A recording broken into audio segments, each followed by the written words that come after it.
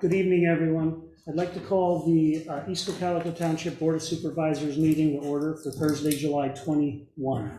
Please stand for the pledge. Pledge allegiance to the flag of the United States of America and to the republic for which it stands, one nation, under God, indivisible, with liberty and justice for all. I would like to ask, except for our police officers, I'd like to ask everyone else to please double check your phones and things like that. Make sure they're on vibrate or they're on silent if needed. Thank you. Okay, so we have a special night tonight. We have recommendation and commendations. Chief. Thank you.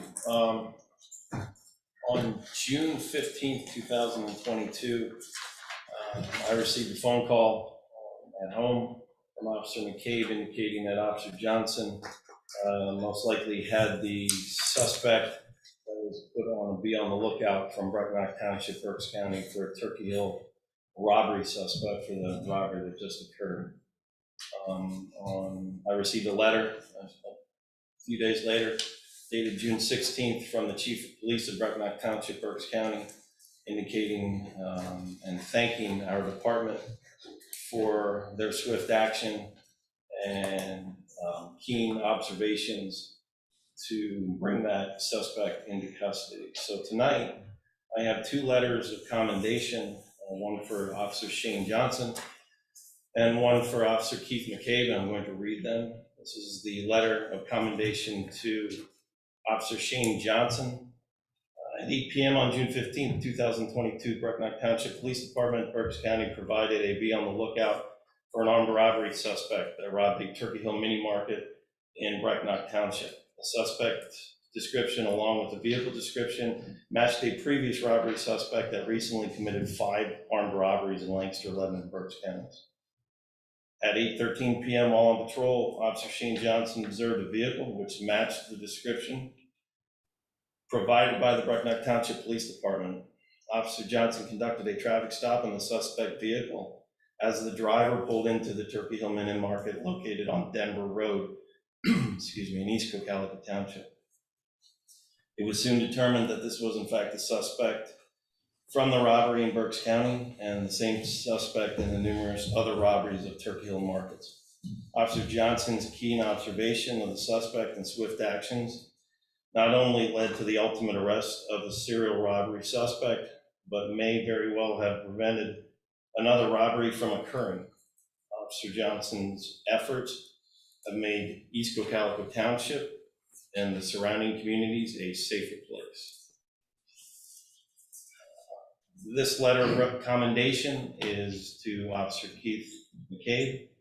At 8 p.m. on June 15th, 2022, the Brecknock Township Police Department, Berks County, provided to be on the lookout for an armed robbery suspect that robbed a Turkey Hill market in Brecknock Township. The suspect description, along with the vehicle description, matched a previous robbery suspect that recently committed 5 armed robberies in Lancaster, 11, and Berks County. At 8:13, while on patrol, Shane Johnson observed a vehicle which matched the description provided by the Brecknock Township Police Department.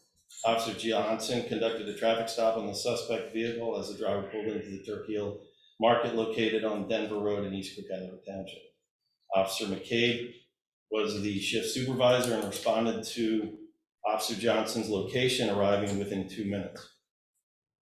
Officer McCabe and Johnson worked as a team to safely take the armed robbery suspect into custody. It was soon determined that this was in fact the suspect from the robbery in Berks County and the same suspect in the numerous other robberies of Turkey Hill markets. Officer McCabe coordinated with the Brecknock Township Police Department, and this team approach by both departments resulted in an arrest and prosecution of the serial robbery suspect. Officer McCabe's quick response to provide assistance to a fellow officer and his actions after the suspect was taken into custody are deserving of this letter of commendation. We have 2 things from the council. So we have 2 letters of recognition and commendation from the township. I'll read the first one for Officer Shane Johnson. As elected township supervisors, it is with great pride to commend you, on your exceptional performance, going the distance on your diligence, persistence, and sound investigative skills assisted in a positive outcome in a recent case. On behalf of the East Cocalico Township Supervisors and the community as a whole, we thank you. Your efforts make this a much safer and better place to live. So I have that one here, and I have one also, a letter of recognition and commendation for Officer Keith McCabe. This one also states, as elected township supervisors, it is with great pride to commend you on your exceptional performance, going the distance on your diligence, persistence, and sound investigative skills, assisted in a positive outcome in a recent case. On behalf of East Cocalico Township Supervisors and the community as a whole, we thank you. Your efforts make this a much safer and better place to live. So if Officer McCabe and Officer Johnson could come up front. I think I'd like the police commissioner to hand these over to you guys. And is that okay? Can you take one? No, you're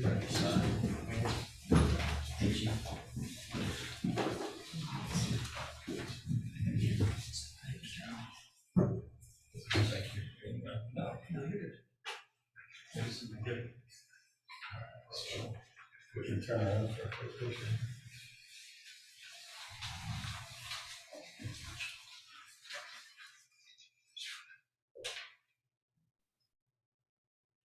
Perfect. Thank you.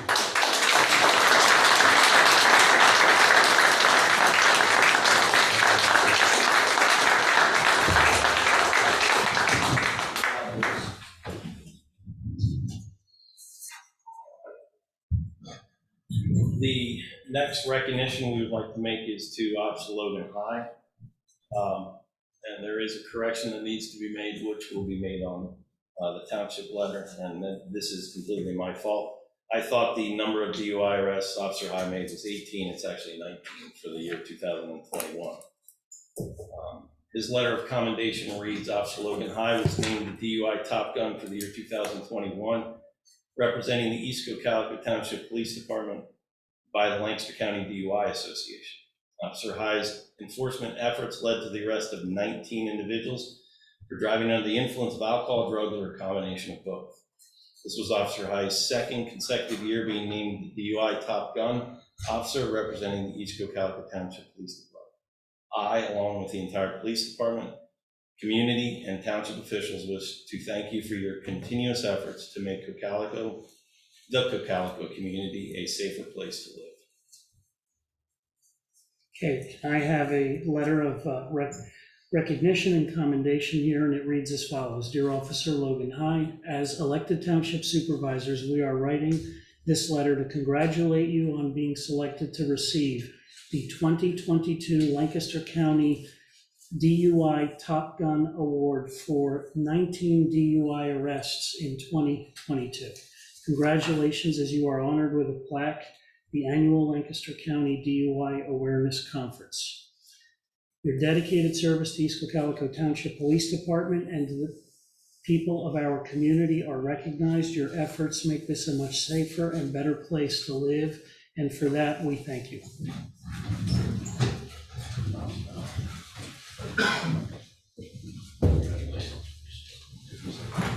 I'm sorry.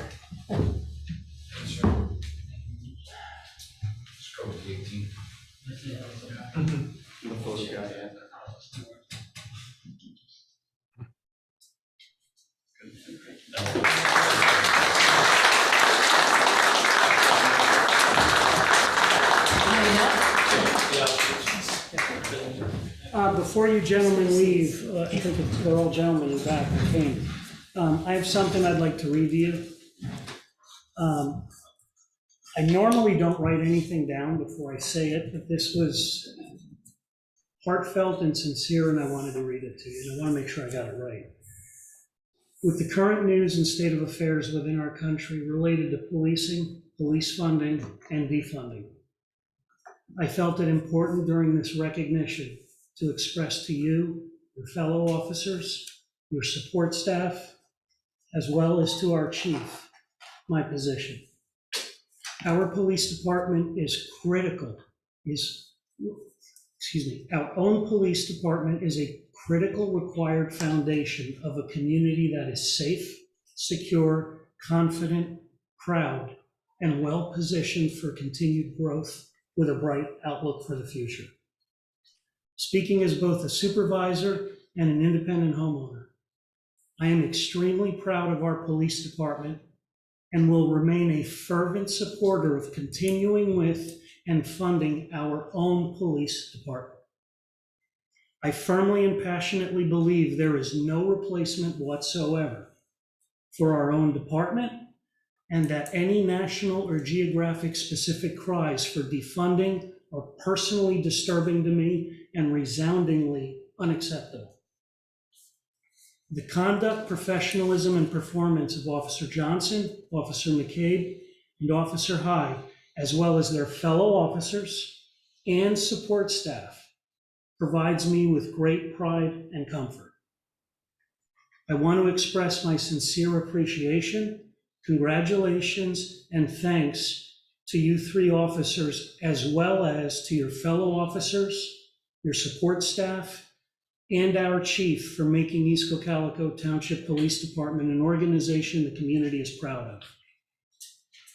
I also want to thank the hidden and silent heroes in the background, behind the scenes, the families and support networks of all our officers for providing untold and unrecognized support and personal sacrifices to encourage and inspire these officers to excel the way they do. Thank you all, and keep up the excellent work. Congratulations. Thank you.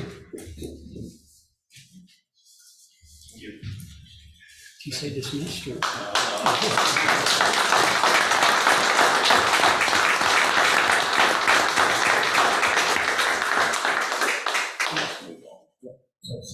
Okay.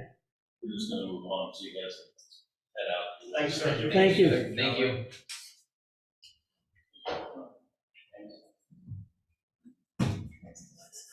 Okay, and now, moving on to the next item on the agenda, announcements of executive sessions held. There were no executive sessions held since our last meeting. Oh, that's right. Yes, thank you. So Supervisor Jeff Mitchell is not here in the meeting now, but I believe he is on Zoom via the Zoom call, correct, Jeff? Yes, I'm here. Okay. Sorry about that, Jeff. Not a problem. Okay, thank you. Okay, so past meeting minutes for approval. Any changes, corrections, anything at all? I didn't have anything. Jeff? I have none. Okay. So I will make a motion to approve the Thursday, July 7th Board of Supervisor meeting minutes. I'll second that. So we have a motion and we have a second. Any questions at all? Seeing none, motion and a second, all in favor? Aye. Aye. Aye. Motion carries.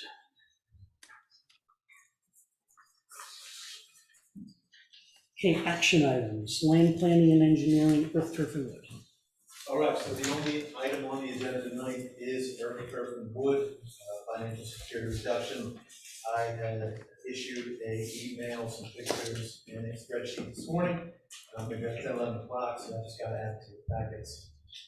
I believe Jared from Earth, Turf, and Wood is here tonight to express some comments with that reduction. So I guess our recommendation would be give him the floor, and then I can add any additional comments or answer any questions that anybody may have.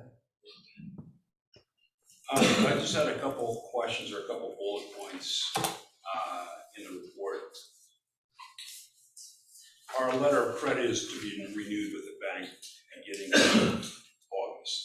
So my hope was that we could get this thing down to a point where I could issue you a check and get rid of the bank credit. The two questions I had in here that I was hoping could get this thing down to 10,000 is there's a mention of a third pole that was to be relocated. The pole was relocated. there's a stub sticking out of the ground, and throughout the process of reviews throughout construction, what didn't seem to be a big deal, but now all of a sudden we're holding $3,000 because the small section of pole wasn't removed. If that's the case, I could take a chainsaw to it tomorrow morning. The other thing is the contingency is still a fair amount of this project. If we reduced the sum of the amount by 95%, why can't we reduce the contingency by 95%? So my request is, can we reduce this down to $10,000 under the stipulation that we will take care of these punch list items within the next 30 days, and that we can issue the township a direct check for that amount?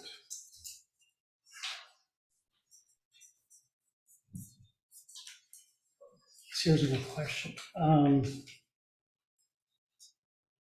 In the plan, I haven't seen the plans, in the plans themselves,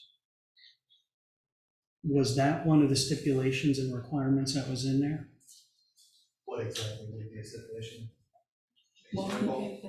The pole, the removal of the pole. It's The relocation was not the removal.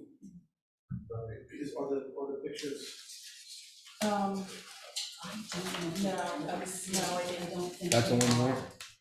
yeah, they Oh, have pictures. of those, yeah, they have pictures. All right, so, or see, if you see the picture that Lorenzo. It's in your packet. Yeah, right there, Yes. second page, top one. Let me backtrack a lot. So as part of the PAMPC, there's a section that talks about financial security. Every applicant developer has to post 110% of financial security for the improvements as required by either the SALDO or stormwater management ordinance, or in certain cases, both. As part of almost all municipal ordinances, municipalities have adopted that exact section that require a cost opinion for the project to be prepared by their licensed professionals, stamped and sealed, reviewed by us. So as far as quantities, itemized costs, those are prepared by the applicant's engineers.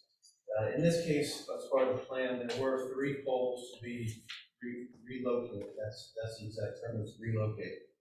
1 pole, the 2 poles got removed.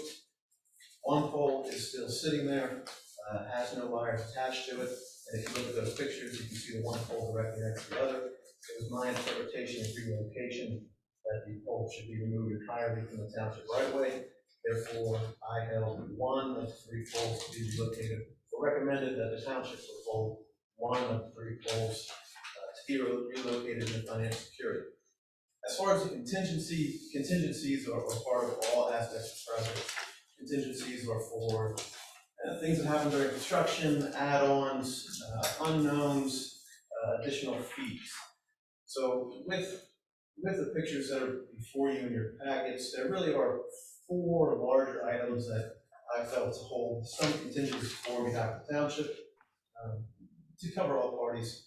1 being that there was additional asphalt paving that was constructed on the project site that was not part of the approved plans.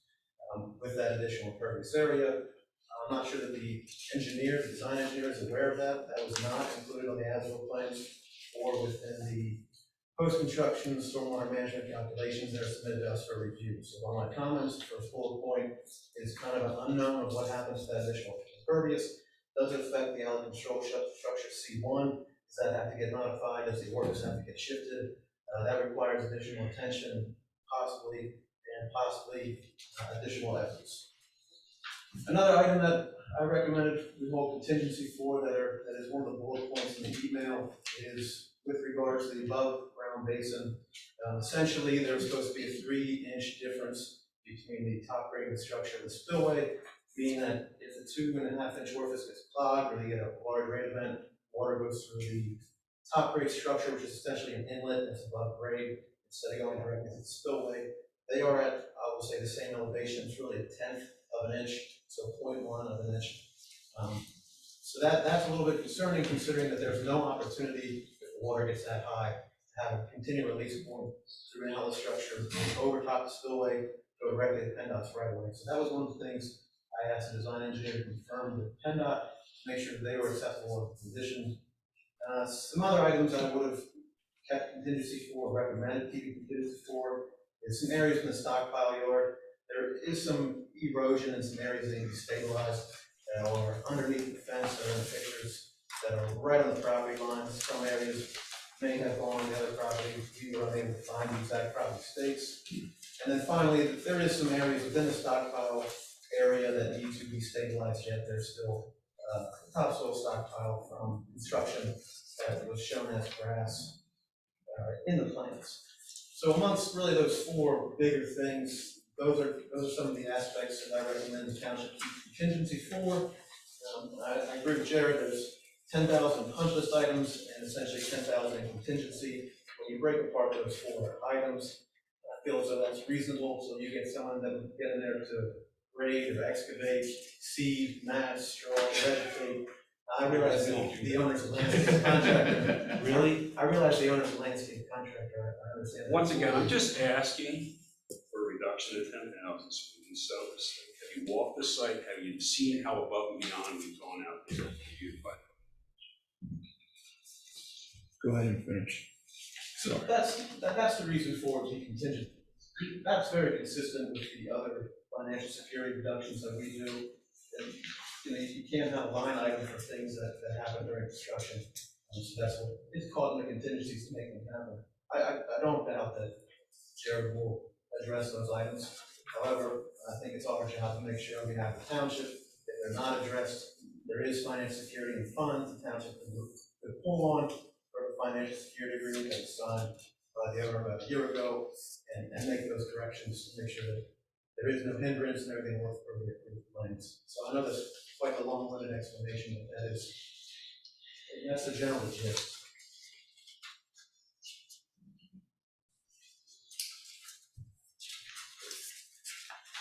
Jeff, do you have any questions? No, I think Casey explained it fairly well.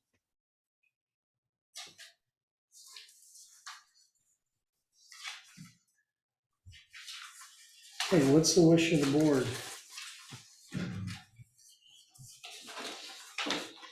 Is it? It's a motion, the one in front of us, right?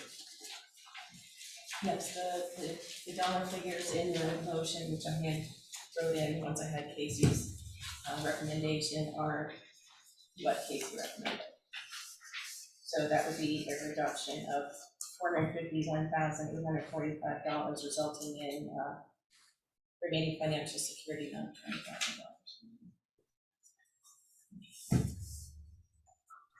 $20,000. So for our engineer, I guess what I'm gonna ask is, the way you're applying this is consistent with the application that we've used in other projects, and similar size, similar scope in terms of what you believe is left. Yes, so I think it's our job when we make those recommendations to make sure that if somebody was not going to do the improvements, there was a reasonable amount of security to make those happen. And I think of kind of those four larger ones, I think that's a reasonable amount, something has to be done. Okay, so what's the wish of the board?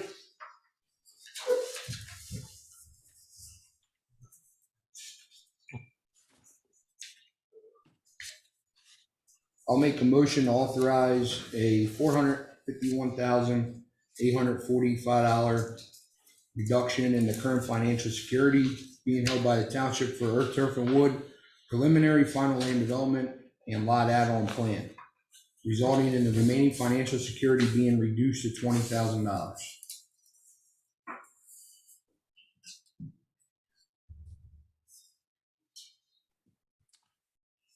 And I will second that. Okay, we have a motion, we have a second. Any other questions or comments No. on that one? You stood there and you said the pole could stay where the pole could go with me on a site inspection 3 months ago, and now you're gonna hold 3,000 of it. Yeah, I look back on. You did, I know you stood there, because if you had said that on the site inspection, we would have removed the pole. So December 15th, I sent out an observation report and an email that says, share and see attached to the images that I took this morning to use as reference in your future coordination. So if I said it could be up to the township for keeping it there, that's true, the township could elect to keep the pole where it is. I'm simply going off the cost opinion and the plan documentation. I was unable to find where that would have been alluded to in writing.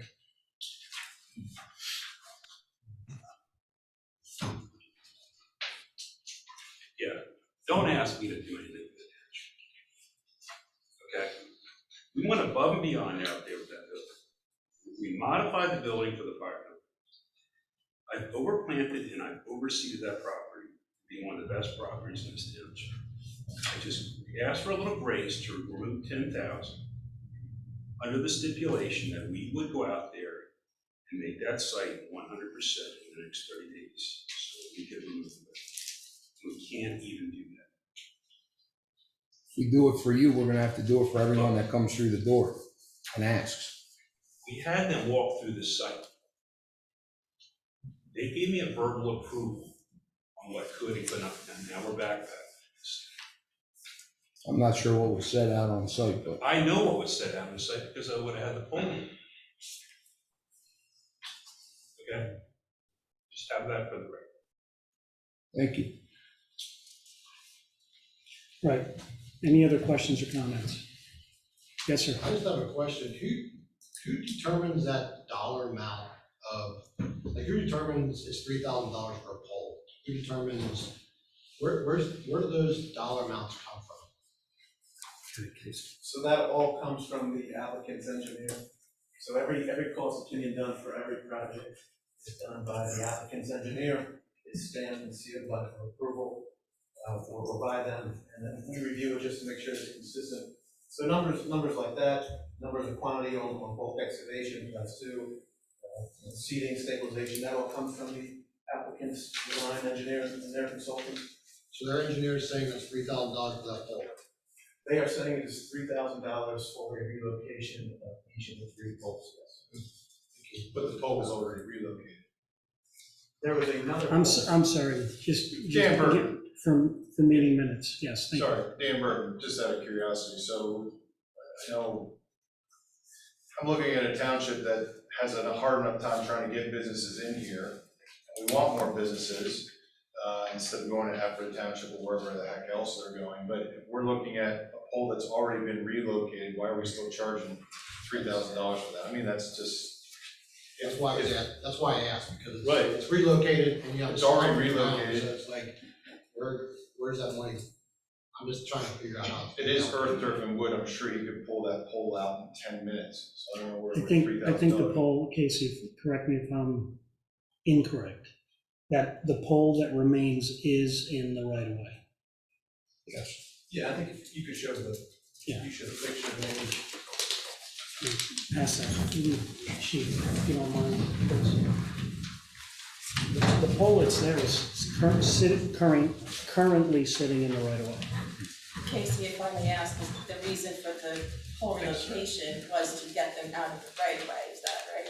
The pole relocation was to relocate them outside of the expanded future cartway. So you can see in that picture, that pole is right on the property lines, right at the right of way, in the frontage. Therefore, there was another pole that was set behind it, it looks like it's set. Go ahead. Okay. And it was identified as pole relocation, so the definition and interpretation of pole relocation, I guess, is what's up for discussion. But if it's in the right of way, it's gotta be removed. Not necessarily, because all the poles are within the right of way. It's really down to whether the township finds that condition acceptable or not. If there's nothing hooked up to it, It's it not, should move. it's not up to me for my decision, it's just, I'm going simply off of what the design consultant identified, an opinion of probable cost, and the developer signed a financial security agreement to make those improvements. And it's our job to identify what things were completed and what things were not completed. Okay, Thank you. thank you. Another My question. last comment, sorry. Name? I have no skin in this game. I'm just- Name, please. Dan Burton, yeah. If, obviously, we have, I hear from Jared, his banking issues that he's running into, and he's already said on the record, he's gonna have that entire checklist done within 30 days. He's asking for some grace. We've already found $3,000 that shouldn't be there. And our concern from Mr. Lorenzo is that we'd have to do it for other businesses. I would hope that we would talk to other businesses that are coming in here and make situational plans based on their need or what's going on. So I don't have I would say we shouldn't have a problem looking at this individually, and if he's trying to make bank things work, he's guaranteed on record that he's gonna have the job done in 30 days, all the checklists that the engineers are looking at, why wouldn't we allow him the $10,000 grace as opposed to 20,000? That's my thought on it. I mean, we've already found 3,000 out of that 10,000 he's looking for. So, and we're worried about seeding or regrading or whatever, that's his job, that's his business. So I don't understand why we wouldn't actually contemplate or consider that as for a business in our township. Just injecting common sense into that, I guess. One of the things we have to do as a municipality, which is very difficult, but we have to do it legally, is when we get financial security, we must apply how we're doing financial security for these projects consistently, from start to finish. And this is part of that consistency process from start to finish.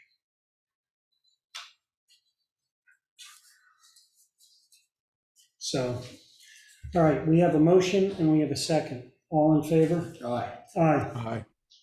Opposed, none. Motion carries. All right, unless there are any further questions for me. Have a good night. Thank you, Casey.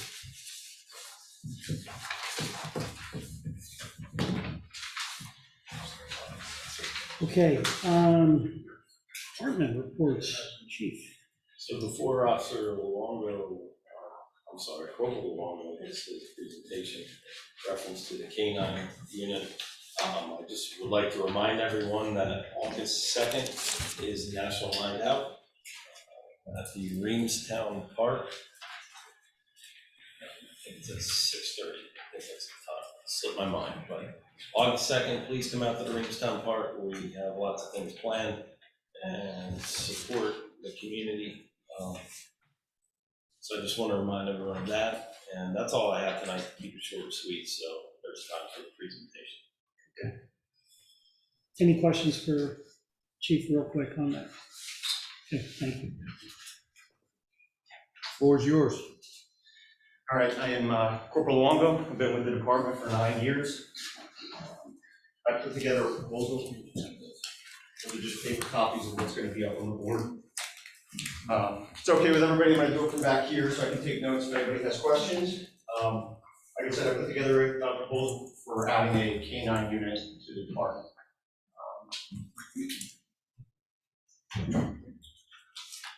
Judy, if you just push in the slideshow mode. That's one of them there.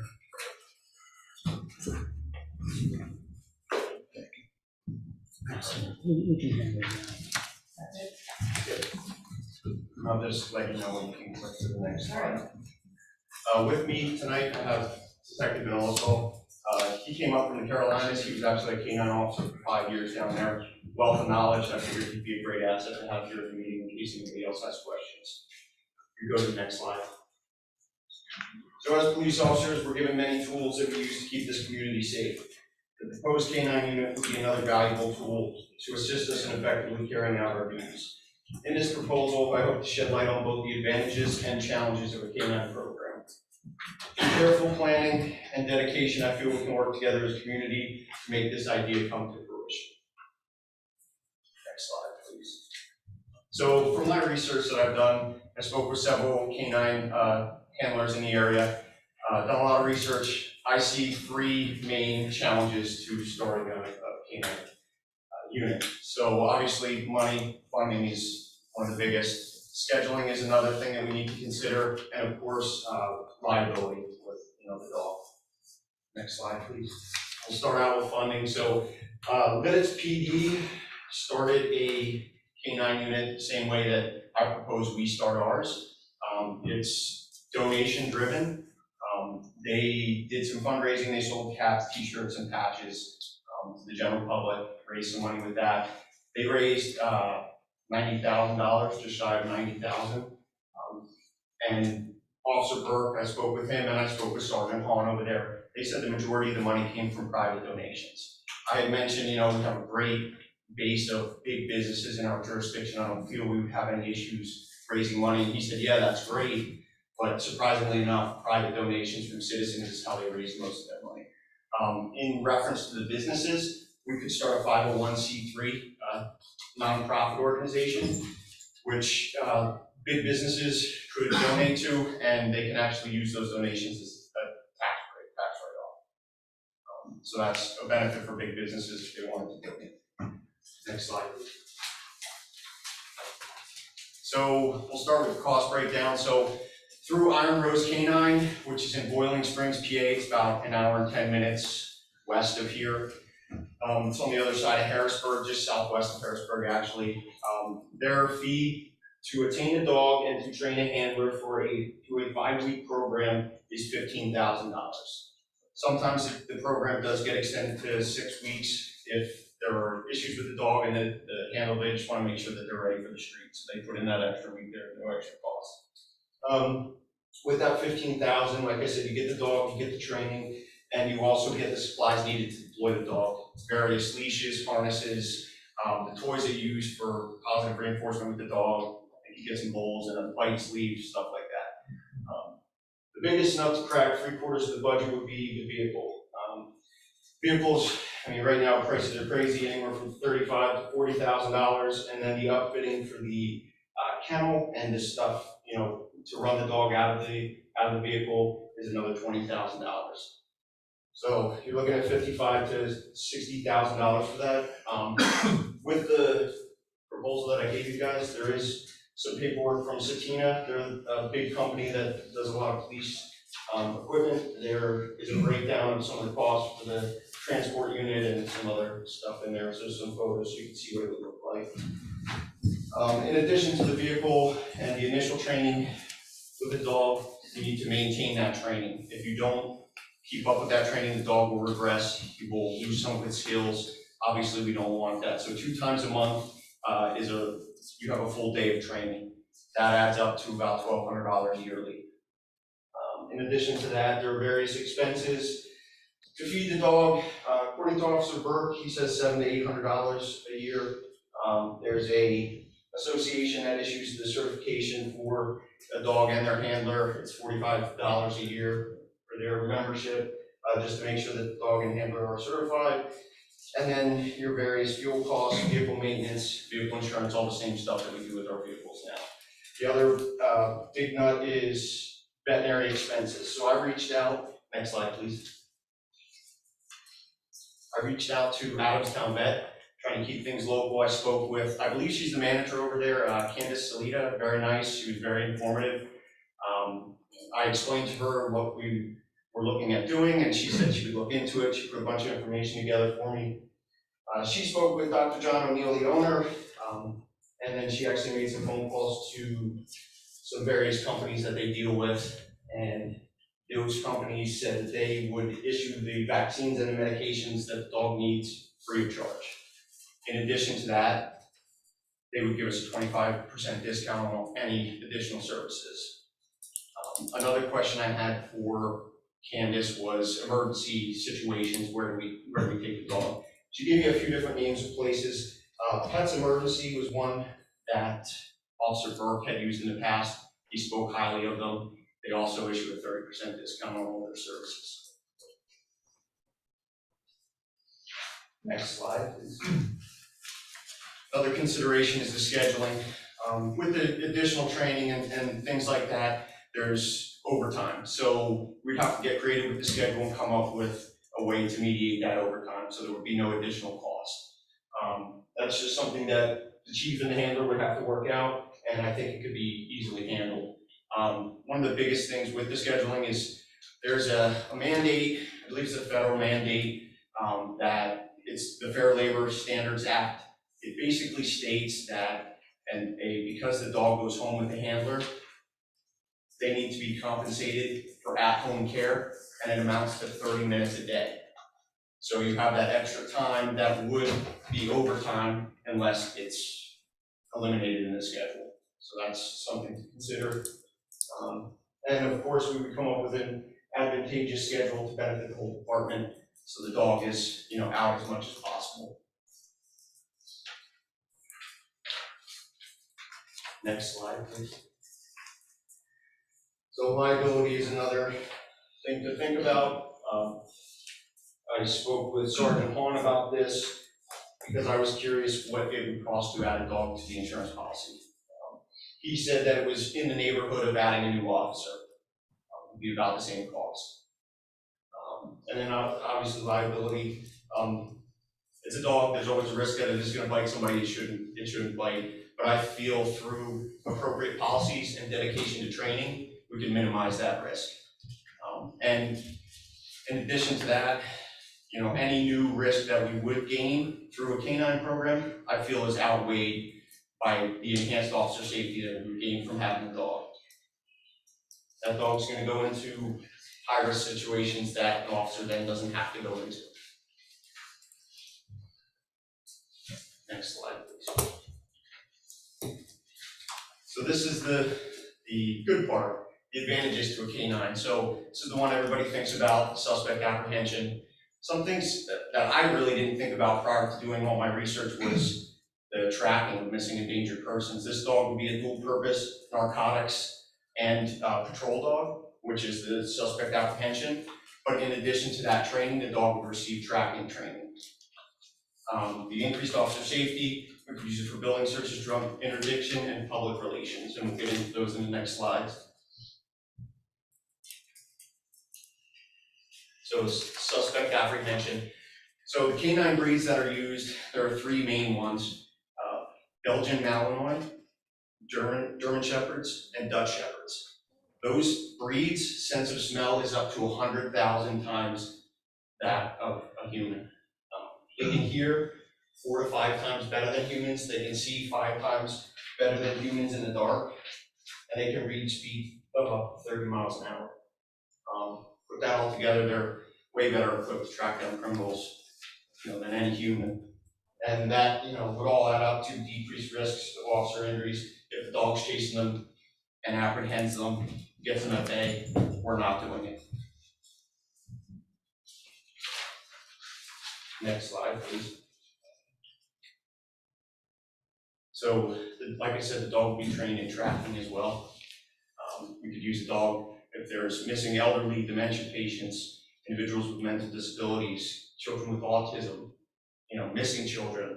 We have a lot of wooded area in our jurisdiction. It would be an awesome tool to have, you know, to help find these people. And if we have it at our disposal, even better. It's an integral tool for searching dense wooded areas. Could decrease man hours during searches. The quicker we find them, better for everybody involved. In these types of situations, time is crucial.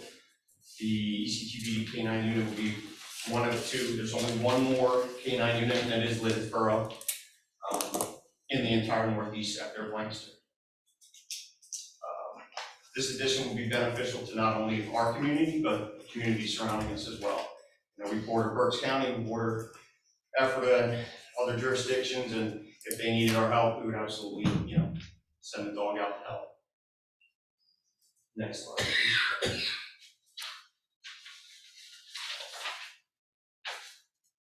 So in speaking with these other canine officers, Officer Berg from Lidditz, Officer Alexander was a canine officer for Lancaster City for 6 years. Officer Detective Van Alsdahl here. They all said the same thing. When a canine rolls up on scene, people change their attitude. The presence alone deters criminal activity. You know, people see that car rolling around with the canine stickers on it, and they think twice about doing stuff in that jurisdiction. The canines deployed in high-risk situations in lieu of an officer. You know, we have somebody we think is burglarizing a big business or a residence, and they're hiding.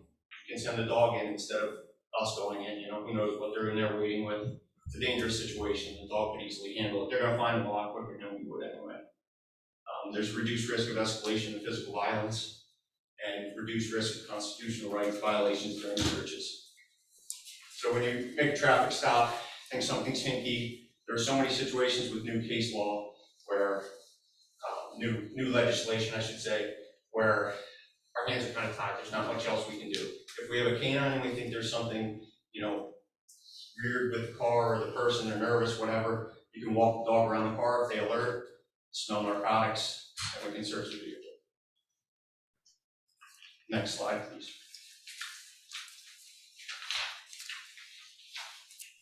So, building searches. East Cocalico Township and Denver Borough have many large businesses with acres under roof. This presents the issue of officer safety and time management when a building search is necessary. A K-9 would alleviate both of those concerns. Acme Super Value, Henry Schein, Pepperidge Farm, go into these businesses, and even smaller businesses, just open warehouses where they have machines and stuff. It's a nightmare to search those. And people could be hiding anywhere. And if we had a K-9, we could deploy them in there, and if there is anybody inside, they're gonna find them. Also, something to consider, if businesses wanted us to walk the dog through their property and search for contraband, from the employees, we could do that. Same with schools, we could do walkthroughs. I remember in high school, twice a year, they would walk a dog through Cocalico. Next slide, please. This is the big one, drug interdiction.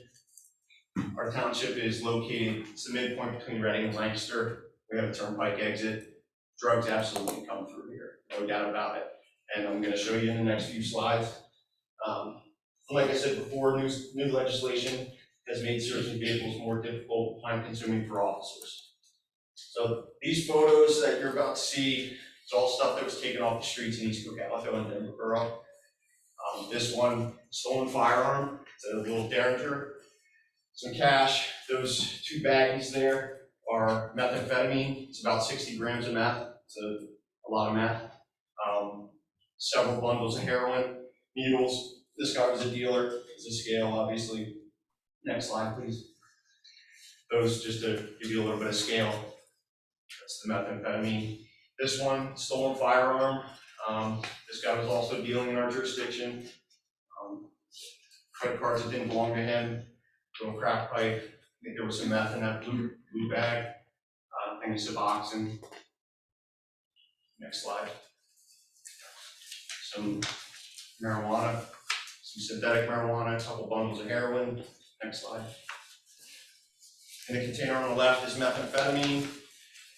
The packets on the right are bundles of heroin, some needles, and then I believe in the clear plastic bag is more meth.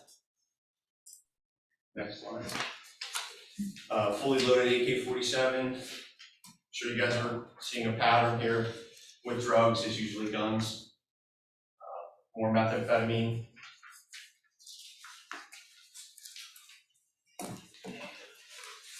So, like I said, drugs and guns go hand in hand. If we were to get a K-9 unit, we could get more drugs off the street, which means we could get more guns off the street as well. Leads to a safer community all the way around. Next slide. Dangerous drugs such as heroin, cocaine, methamphetamine, and fentanyl are commonplace in our community. Car traps can be nearly impossible to locate without the help of a K-9. A car trap is when people are running drugs, they find hiding spots in the vehicle. And they're getting extremely creative. If you've seen any of the Border Patrol shows on TV, they have, you have to turn the AC on, you have to push the defrost button and turn the windshield wipers on, and then a secret compartment will open up. It's pretty wild how creative they're getting. And these things are nearly impossible to find unless you have K-9 or a huge X-ray machine that they have to forward. So K-9 can be extremely helpful in finding that type of stuff.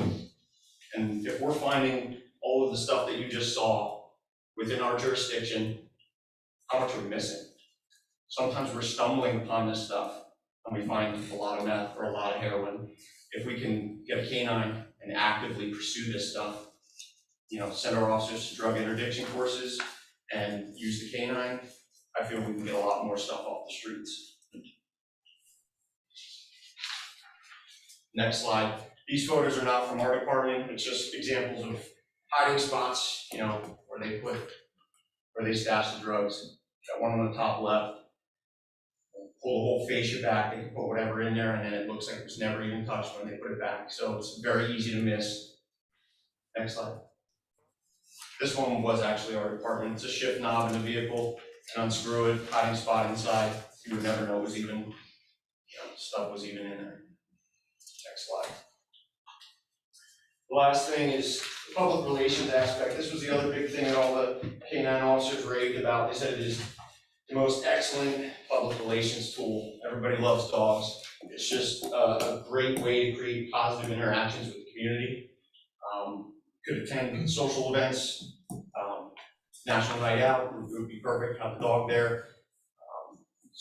Things within the school district, we go to games, socialize, just get the dog out there, just puts the department in a positive light. People have positive interactions with police officers, it's always a good thing. And the other thing Lidditz did, they created a Facebook page solely for the K-9 unit, and he said it's done fantastic. Great way to communicate with the community, they love seeing updates with the dog and stuff like that. Next slide. At ECTPD, we strive to provide the jurisdiction we serve with the best possible police service. With the addition of a K-9 unit, I believe we can better protect, serve, and unite our community. I appreciate you all giving us the opportunity to present this proposal. We feel a K-9 would be a great addition to the place we call home. Thank you.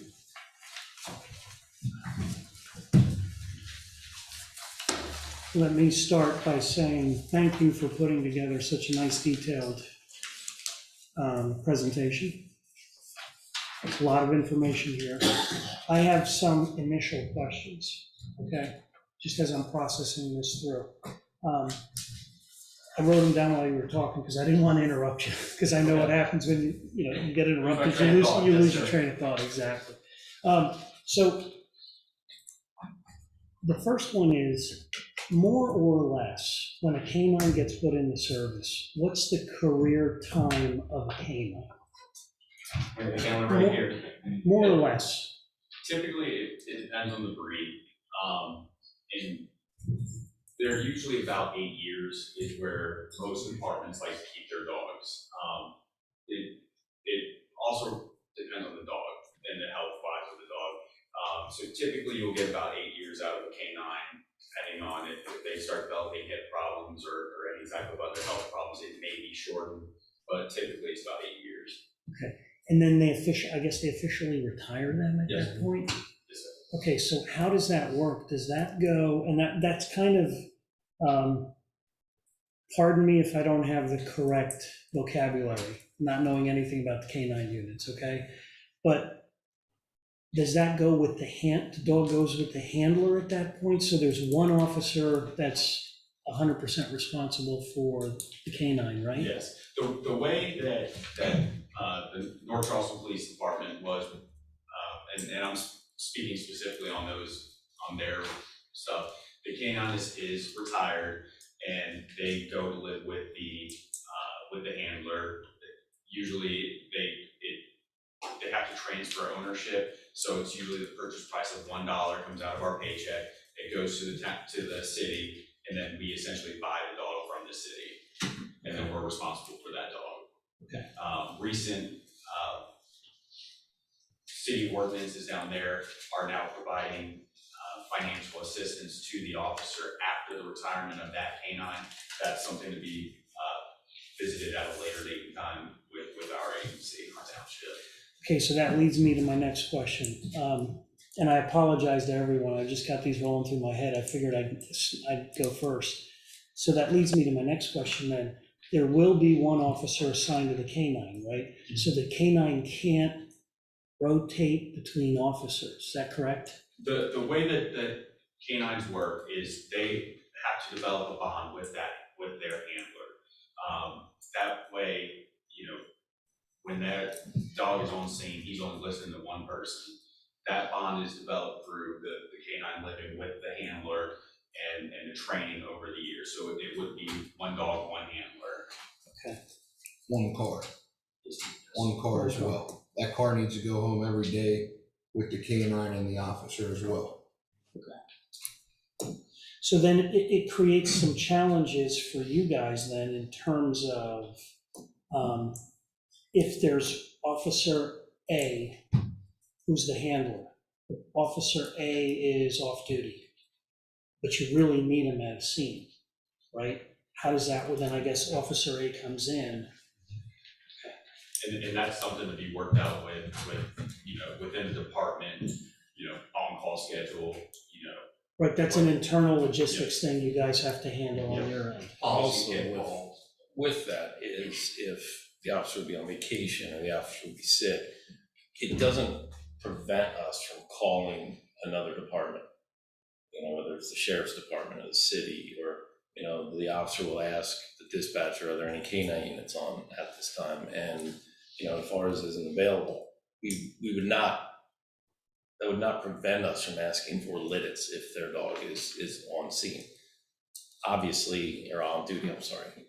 Obviously, there's still that possibility of getting another dog. So it doesn't stop us from doing it. Okay. So, just pulling that thread a little bit then, if an officer then, heaven forbid, get hurt and have to retire, and they're the K-9 officer, then that K-9 would more than likely get retired also and go with the officer, because you don't want to separate them.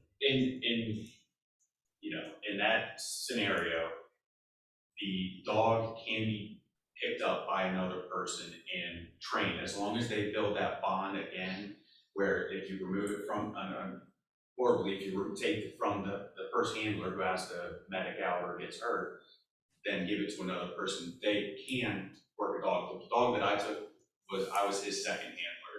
So it's not so much that it can't be done. It's gonna be a process, but it can be done where that dog can be transferred from one officer to another. Okay. They would just have to go through the training and, like you said, bond with the dog. Right, so it can be done, it's not something you want to do all the time, because I'd imagine you'd confuse the dog. Yes, yeah, it's not an ideal situation. It's something that, if that scenario does come up, it can be done. It's gonna take a process, but it won't be overnight, you get the dog back on the road the next day, but it's something that can be done. And obviously, a lot that'll come into play is if you've had the dog for 7 years, then you contemplate, if we get 8 years out of the dog, is it worth, spending all that money and all that stuff all over again, or retiring the dog, God forbid, with the officer as well? And as far as the money's concerned, like continuing the program, we wouldn't want it to just stop with one dog. Once that dog retires, we get another dog. And that's would be part of the fundraising. It would have to be continued. Just in speaking, I was at training with Officer Alexander from Lancaster City, and he said they have no monetary issues. They're a mounted unit, they could stop taking donations and still have a program for the next 5 years. Their dogs, they have 6 figures in their account at all times. People are just extremely generous. So And they have a few dogs. they have 4 dogs. Yeah.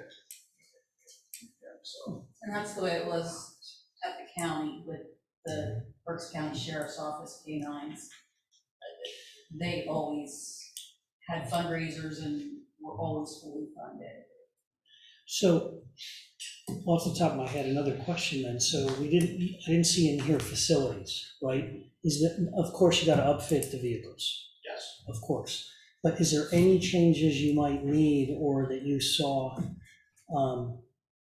to the facility downstairs when the dog comes in, or the dog just sits with you at the desk?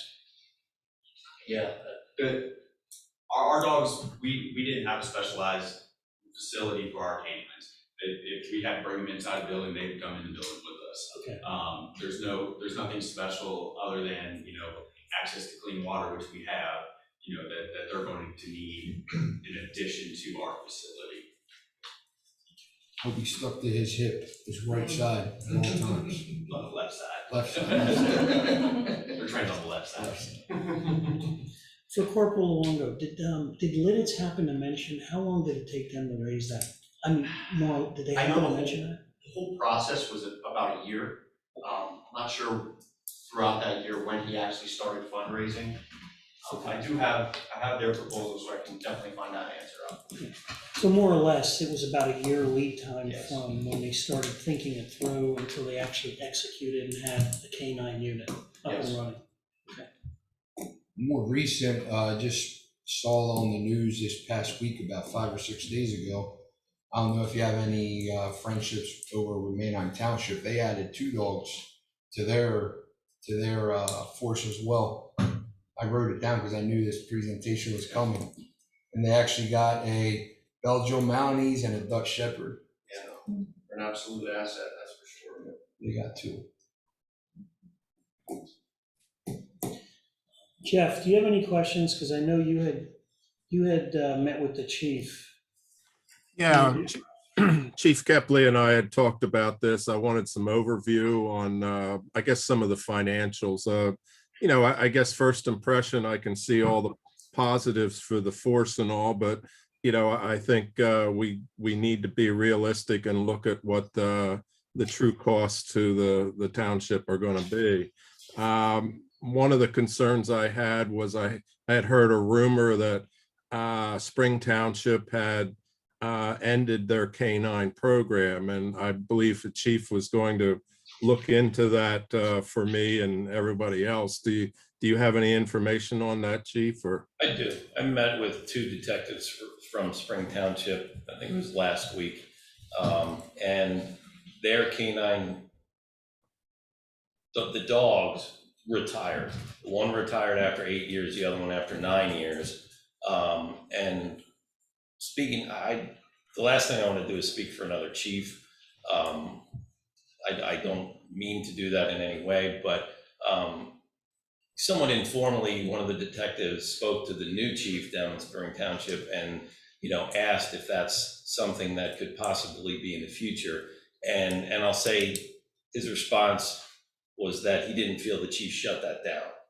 So I don't think it was a matter of shutting the K-9 unit down. I think it was more a matter of both the dogs retired at 8 and 9 years. So I think that's the process they're in Spring Township. So I did not get the impression whatsoever that it was shut down for a particular reason. It was just that the dogs retired.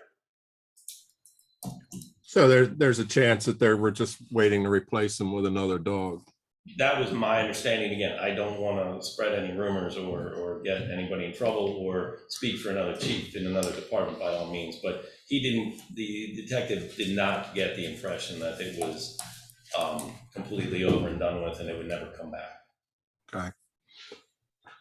Well, I think that's relative. If that's you know, if they are looking at it and they don't see the benefit in continuing it, I don't know whether we should be asking more questions of them, what their thought process is or not. You know, I think that's where I would want to take it anyway.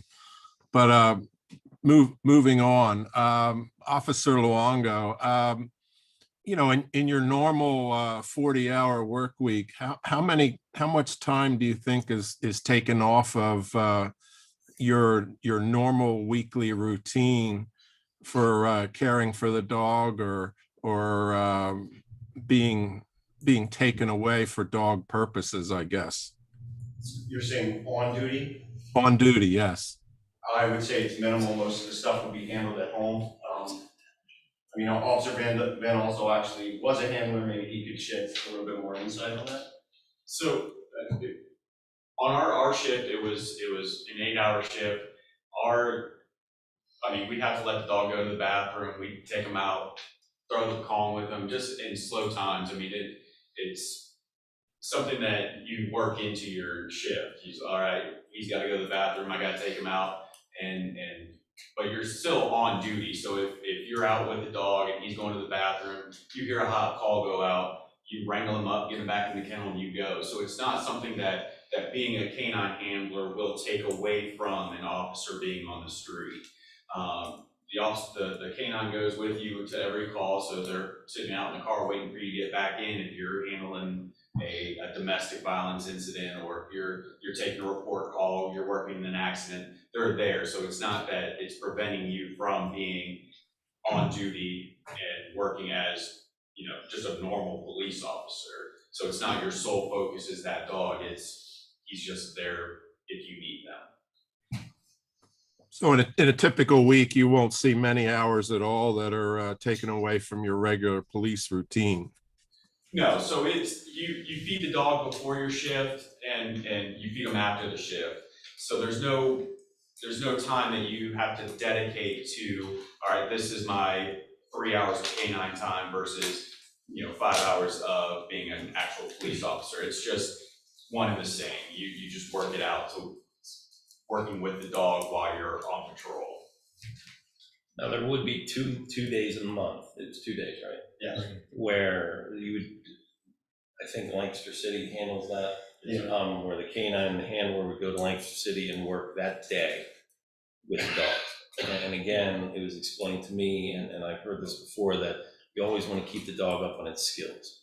And if you start missing all those trainings, the skills are going to diminish. So, if you're going twice a month to Lancaster City, you're obviously not with the department that day, but again, there's a lot of canines, and if there's something going on, I'm sure one or two of them could break free from the training, in Lancaster. Again, it's driving time and that kind of thing, but keep in mind, there are 2 days where that dog and handler are specifically down in the city, or wherever they're training that day. And that's through the length of the canine. Correct. The career. Yeah, I'm sorry if I'm interjecting, but the training of the dog is the most important thing. The 2 days a month, my department, we trained every Tuesday, so it was 4 days a month we were training. But JJ Hatfield over at Lancaster City, he went through a training class in Indiana. He's certified in training dogs, so he's the one that runs their training over there. But if you don't train, your dog is going to regress, and that opens up more liability actually on the township for a negligent bite or anything that comes along with training issues, regress training. I have a question. What? Yeah, absolutely. Kind of a just curious thing, where I used to work up in Lehigh County, the township I worked for had a canine officer. And I remember that he came from Germany, actually, and his handler went over to Germany and trained with him there and then came back with him. So he was already, pretty much an adult dog, mostly, when he came. Is that how this would work, or? Yes, most kennels around here, they import their dogs from Germany, the Netherlands, in Europe. By the time we get to them to where they're ready to start their training program with the officer, they're typically about a year and a half to 2 years old. Okay. The photo of the puppy threw me. Yeah, we don't invest that kind of time in them. When they get on that little, then by the time they get sent over from Germany and the Netherlands, they're pretty much ready to go. So that cost that you have on the slide, the $15,000, that is the cost of a fully trained dog? Yes. It was a very successful program, by the way. And if I'm not mistaken, your commands will not be in English.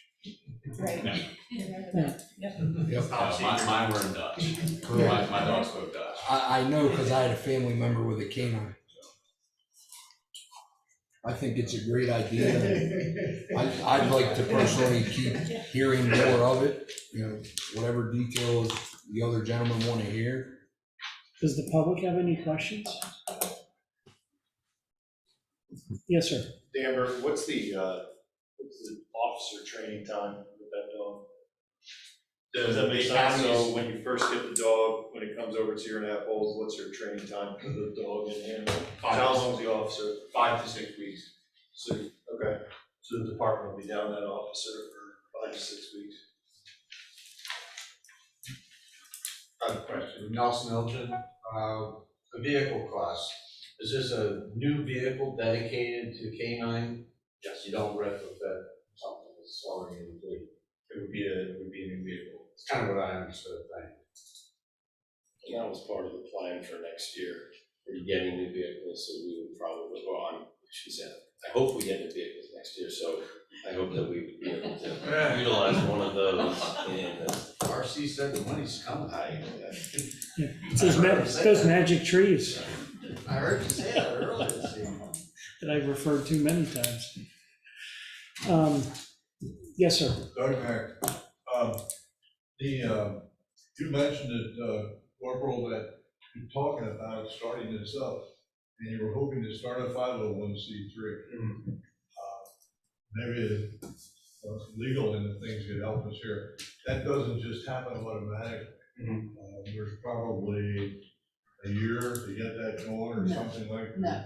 What can you give us a time frame? Roughly.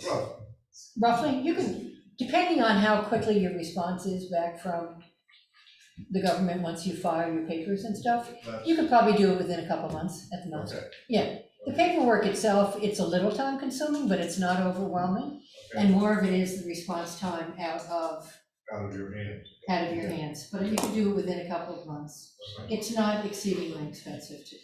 Okay. You Well, may I even get wasn't, somebody who would. I wasn't concerned about the money and just the length of time to get it done. The other comment, that's a comment, a little being sarcastic. You mentioned about taking the dog to sporting events. Dog might go nuts at a football game.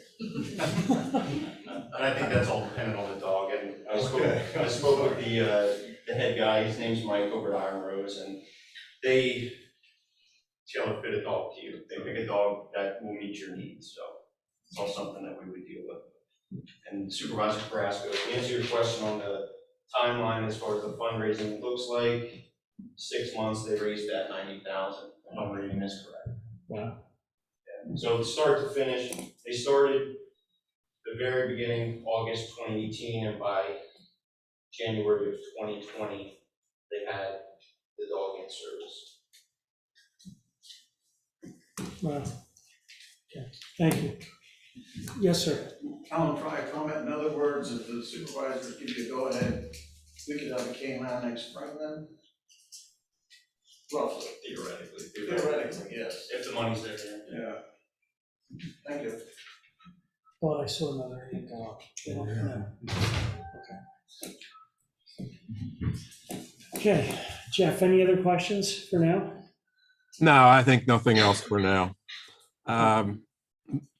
Budget time's just around the corner, and I'm looking to see how this would fit in with the rest of the police budget as it comes together. Okay. Oh, yes, sir. I'm sorry, just one more. Name, please. First, Doug, actually, I'm sorry. Good presentation. Thank you, sir. This was talked about many years ago, but on looking back on it, the time we did that, times have changed. And they're going fast down the road that, this is something that I think is needed. I'm not volunteering us for the money, but, it's like, these guys, their lives are important too. They want to go home at night. Chasing people through the field can't be any fun. Thank goodness we don't have much of that, but it only takes one time. And I don't know if you're aware, but in the last few years, there was a canine at Berks County that actually saved the life of a judge because it could smell contraband at the jail. And apparently there were cell phones going in and out of the jail, and there was someone there who was trying to arrange to have a judge assassinated.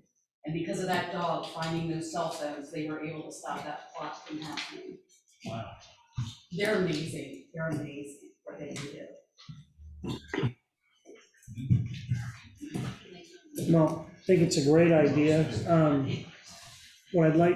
I think what we need to do is, it's a lot to digest. Absolutely. I'm sure the board's gonna come up with a number of other questions, and then the public also, if you have other questions or anything, please let us know. We may ask you we're obviously probably gonna ask you to come back and answer some questions, some follow-up questions and things like that. Absolutely. Okay? And I would just like to say thank you to Corporal Luongo, Detective Van Alsdal, for the time that this took, because it took a lot of time, so I appreciate that very much. Thank you all for your Thank you. consideration. Thank you, gentlemen.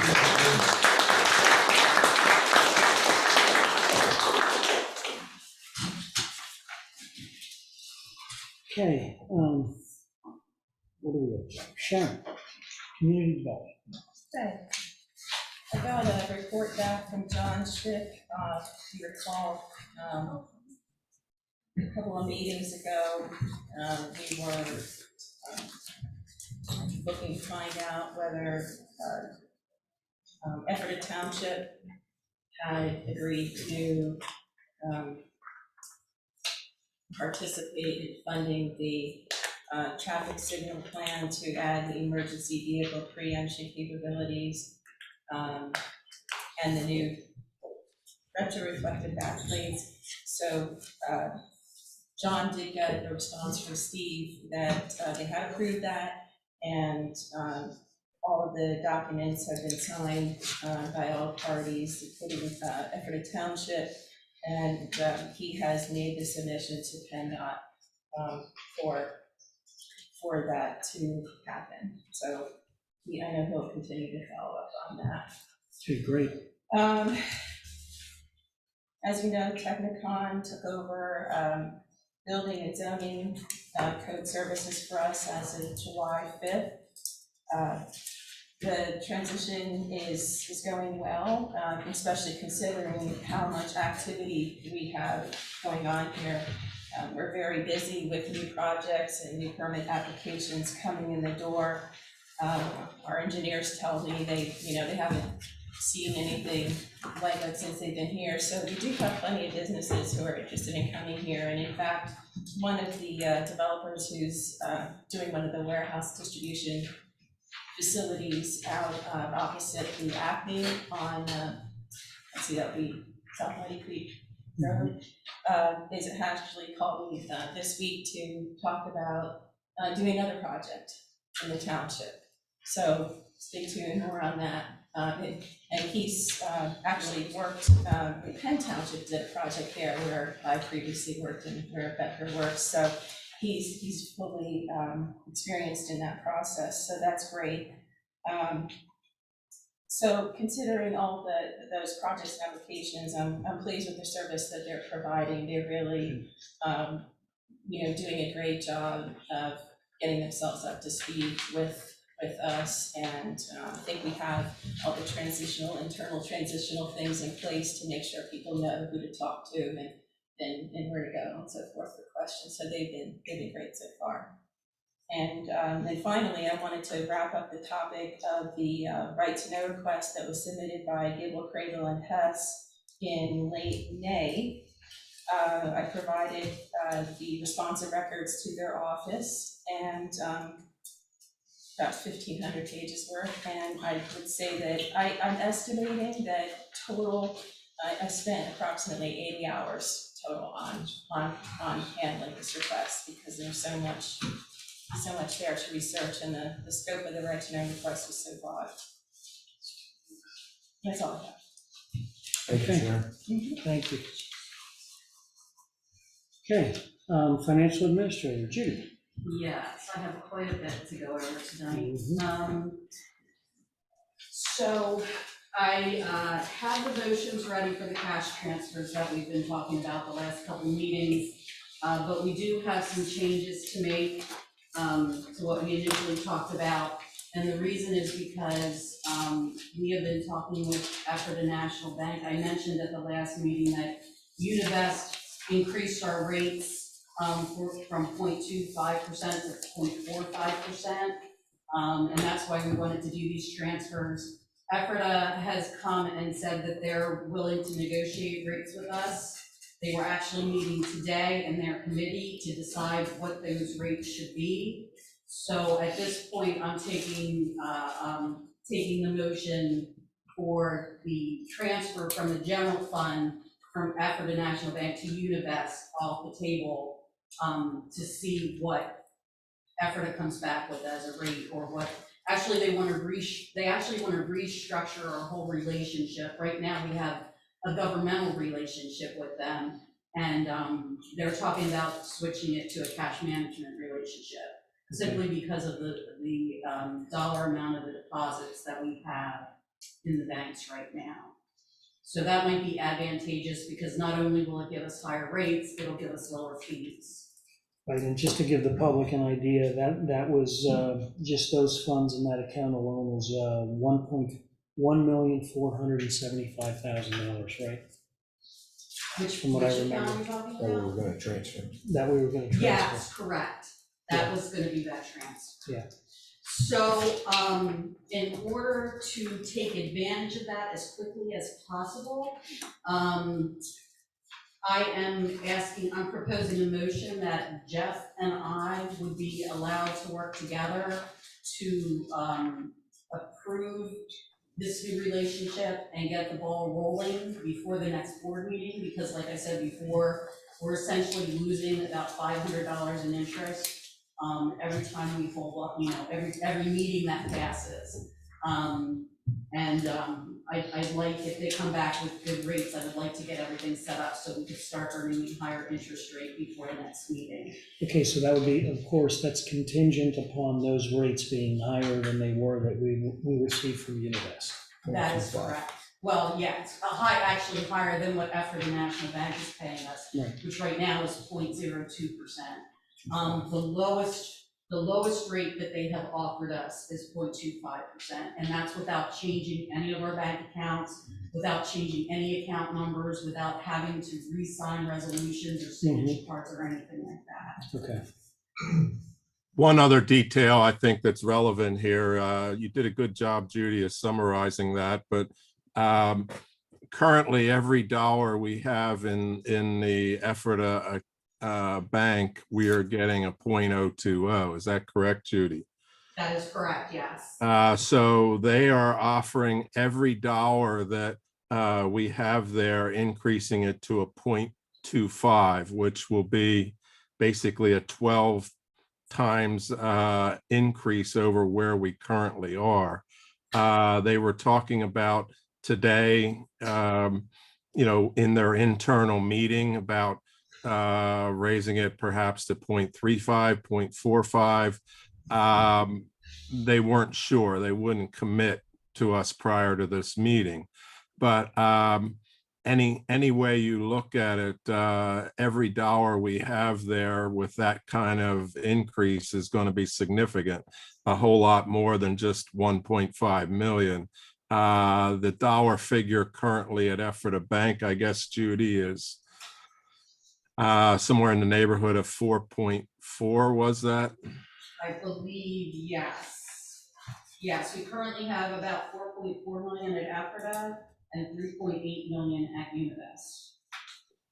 So one of the other thought processes here brought up by Judy was, keeping a somewhat equal distribution between Ephrata Bank as well as Univest.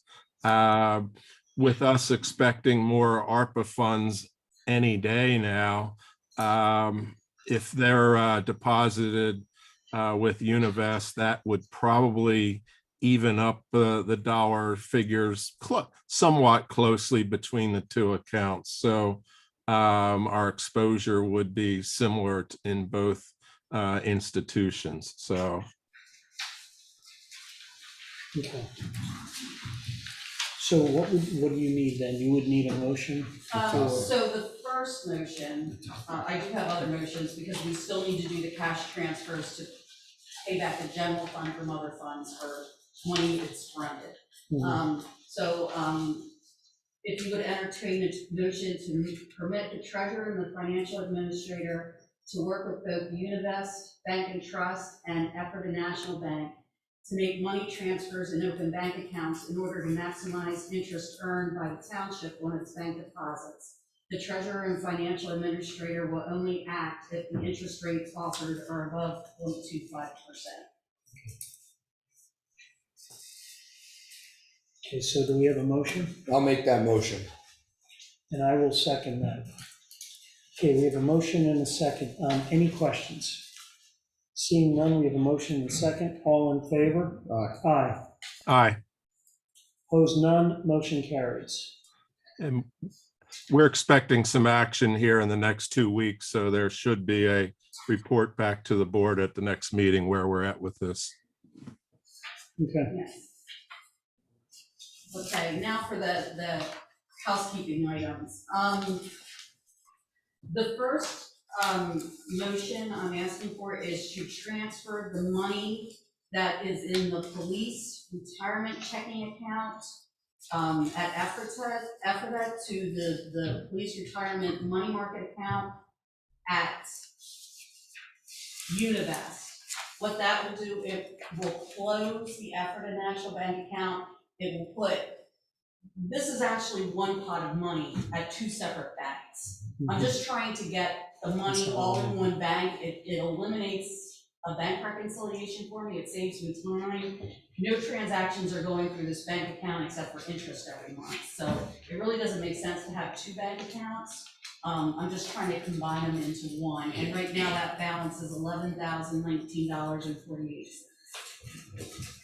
Okay, I'll make a motion to transfer $11,019.48 from the Ephrata National Bank Police Retirement Checking Account to the Univest Police Retirement Money Market Account. okay, and I will second that. So we have a motion and a second. Any comments or questions? Seeing none, we have a motion and a second. All in favor? Aye. Aye. Aye. Opposed, none. Motion carries. Okay, the next one is a transfer from the pool checking account at Ephrata to the general fund checking account. We had talked in previous meetings about keeping the balance in the pool checking account at about $75,000 in case we would have any large repairs that had to take place at the pool. Right now, the balance in that account is about $143,000. That's the accumulation of pool memberships coming in. So I'm asking for a transfer of $68,500 from the pool checking account to the general fund account, which will have the pool checking account balance at about $75,000. I'll make a motion to transfer $68,500 from the Ephrata National Bank Pool Checking Account to the Ephrata National Bank General Fund Checking Account. And I will second that. Okay, so we have a motion and a second. Any comments or questions? Seeing none, we have a motion and a second. All in favor? Aye. Aye. Aye. Opposed, none. Motion carries. Okay, these next 5 motions are to clear due to general fund from other funds. The first one is for the light fund account. This is for tax collector payroll in the amount of $3,823.05. I'll make a motion to transfer $3,823.05 from the Ephrata National Bank Light Fund Checking Account to the Ephrata National Bank General Fund Checking Account. Okay, and I will second that. So we have a motion and a second. Any comments or questions? Seeing none, we have a motion and a second. All in favor? Aye. Aye. Aye. Opposed, none, and that motion carries. Okay, the next transfer is the same situation. It's just for the hydrant fund for tax collector payroll in the amount of $2,843.85. I'll make a motion to transfer $2,843.85 from the Ephrata National Bank Hydrant Fund Checking Account to the Ephrata National Bank General Fund Checking Account. And I will second that. So we have a motion and a second. Any comments or questions? Seeing none, we have a motion and a second. All in favor? Aye. Aye. Aye. Opposed, none. Motion carries. The next one is from the recreation fund to the general fund. This is for an accounts payable invoice I paid in earlier in the year for $10,953.50. I'll make a motion to transfer $10,953.50 from the Univest Recreation Money Market Account to the Univest General Fund Money Market Account. And I will second that. Okay, we have a motion and a second. Any comments or questions on that one? Seeing none, we have a motion and a second. All in favor? Aye. Aye. Opposed, none. Motion carries. Okay, the next one is traffic impact fund accounts payable that was paid from the general fund money market. I'm sorry, not the general fund money market, the general fund bank account for traffic impact fees in the amount of $28,683.91. I'll make a motion to transfer $28,683.91 from the Univest Traffic Impact Money Market account to the Univest General Fund Money Market account. And I will second that one. Any comments or questions on that? Okay, seeing none, we have a motion and a second. All in favor? Aye. Aye. Aye. Opposed, none, motion carries. Okay, the next one is for the ARPA funds. We have spent $85,947.78 in ARPA money that needs to be paid back to the general fund. And I'm asking for that motion. I'll make a motion to transfer $85,947.78 from the Univest American Rescue Plan Money Market account to the Univest General Fund Money Market account. And I will second that. So we have a motion and a second. Any questions on that one? Okay, so we have a motion and a second. All in favor? Aye. Aye. Aye. And one more. Opposed, none, motion carries. One more is for escrow funds that we released earlier in the year, to go from the developer escrow account at the National Bank to the general fund account at the National Bank in the amount of $34,693.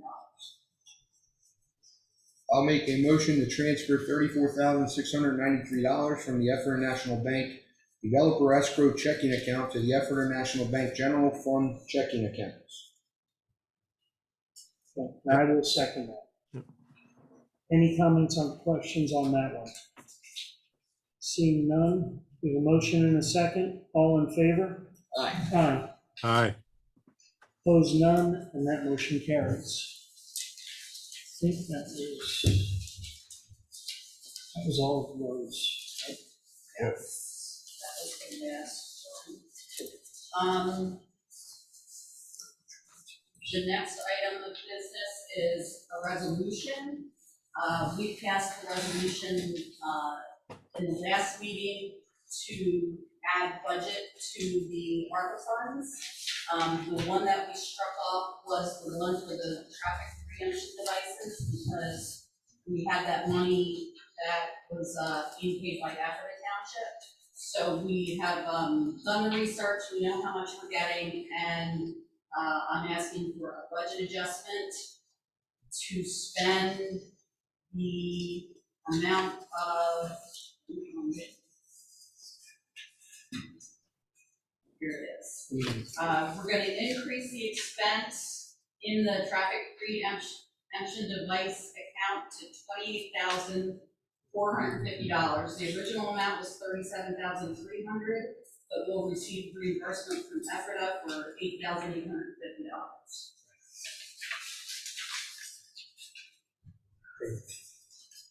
So that's the resolution we needed to reflect the exact correct amount that effort was contributed.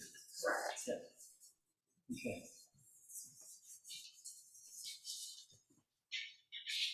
So I will make a motion to accept resolution number 2022-14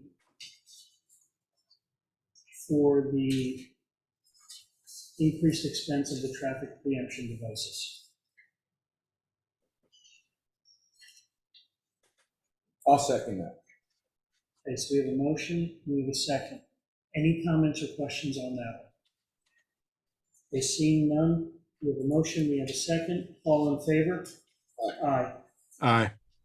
Opposed, none, and that motion carries. Okay, I think we're finished with motions. I just have information for you on a couple outstanding items. The first one is we had discussed submitting a grant proposal to the county. They have ARPA funding that they're offering to the municipalities.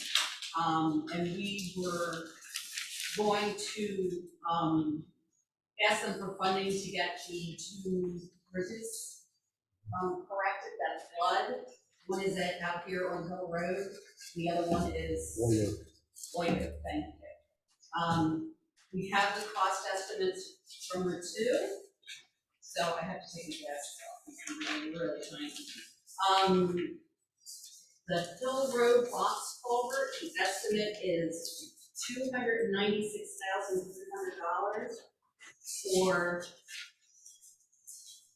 White Oak Road, the estimate is $338,400.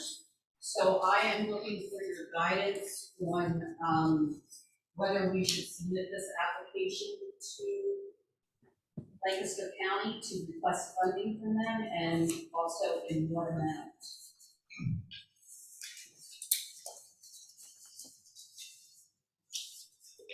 Keep in mind the deadline for the applications is August 31st. I believe you and Ken took the lead on that, right? Yes. Okay. Thoughts from the board on that? And I think it's a great idea. I went out there with Ken and Brett and saw what White Oak Bridge looked like. That's pretty scary. And I think it's something we should definitely try to get from them. So I would be in favor of that. Yeah, I believe the county was proposing matching funds for some of these kind of projects. Correct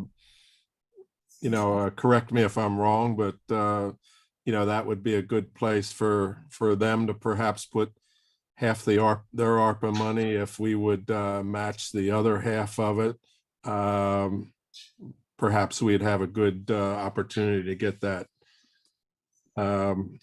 passed. Okay. So do we have a motion for that? You need a motion in that. I believe so. Yeah, I completely agree with both of you. Yeah.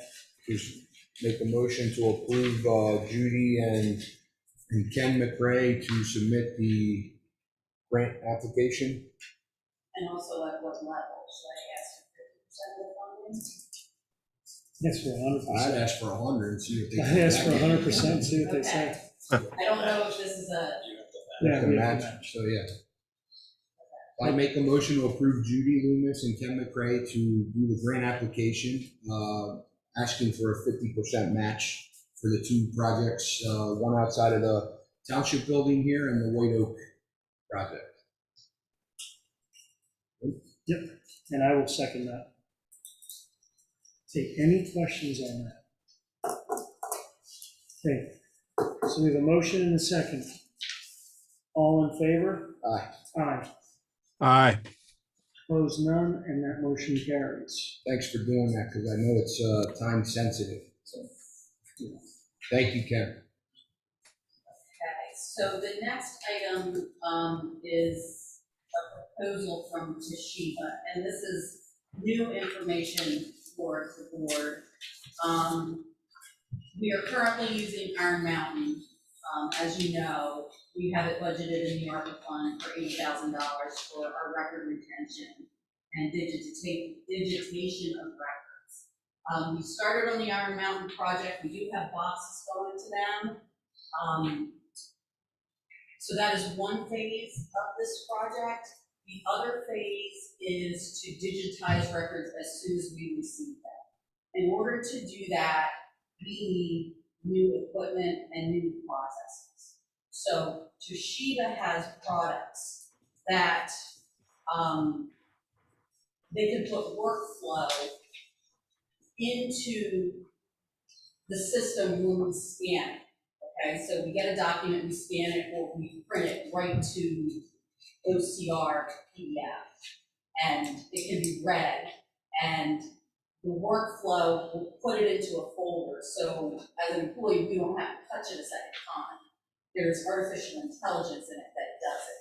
It does other things too. It encrypts our email, which we currently don't have encrypted email, so there is a lot of risk there. This will encrypt the emails that we send out, and will encrypt our faxes.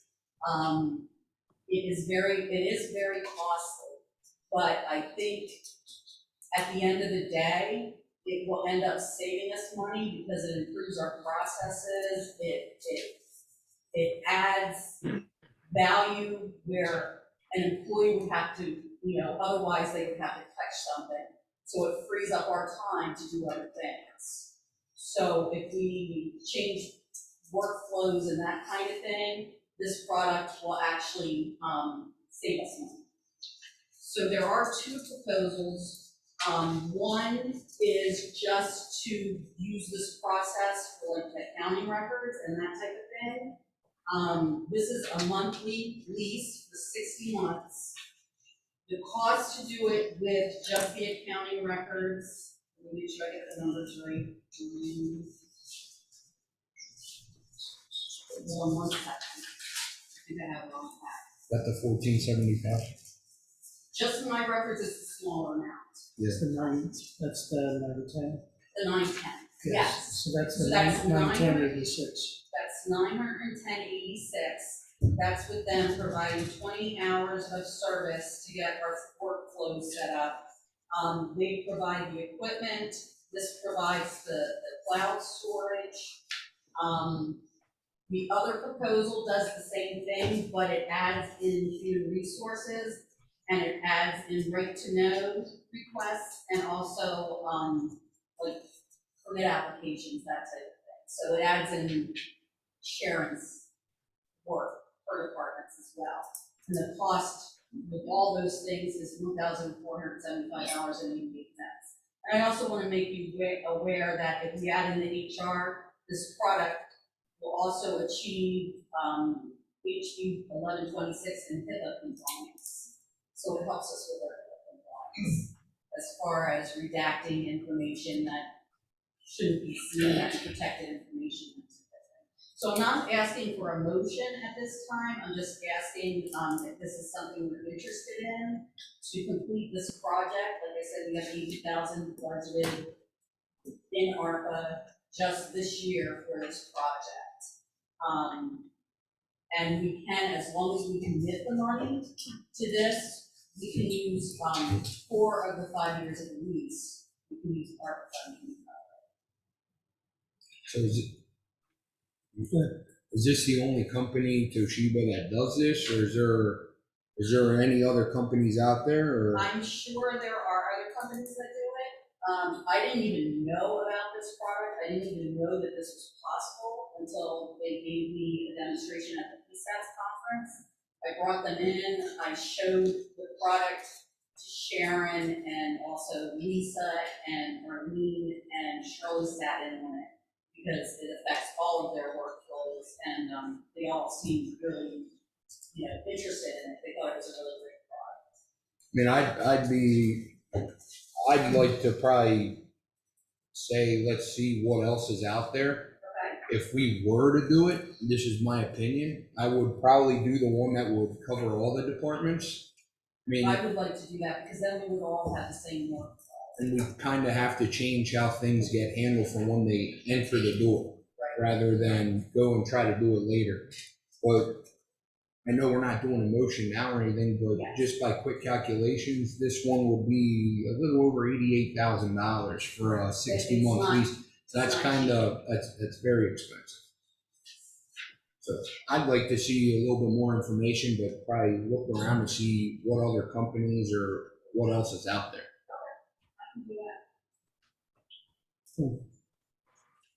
I'm curious to know, I guess, if Sharon sat in on this, what her thoughts are about the ability of her department to use this. Unfortunately, when the folks were here, I was unable to sit in for much time because there was some pressing situation, some fire that had to be put out. So I really did not actually see enough of it to familiarize myself at all with the services they would offer. Obviously, it sounds great, and if we can eliminate the process of applications, for example, coming in and having to be scanned and placed into, having to take the time to place them into where they need to go, that would be great. one piece of information I'd like to get from them is how the property database that that I plan to use rather than have it on the server, which I talked to Custom Computer and they've expressed concerns about us having enough space on the server to accommodate all the data, is to put it into the so-called permit manager database, which has a record already for every single property in the township. Permit manager is kind of a misnomer because it actually it retains information of all kinds on everything, including violations, everything. And that is provided by the same folks who provided us with CS Datum. CS Davidson is the company that has that proprietary software.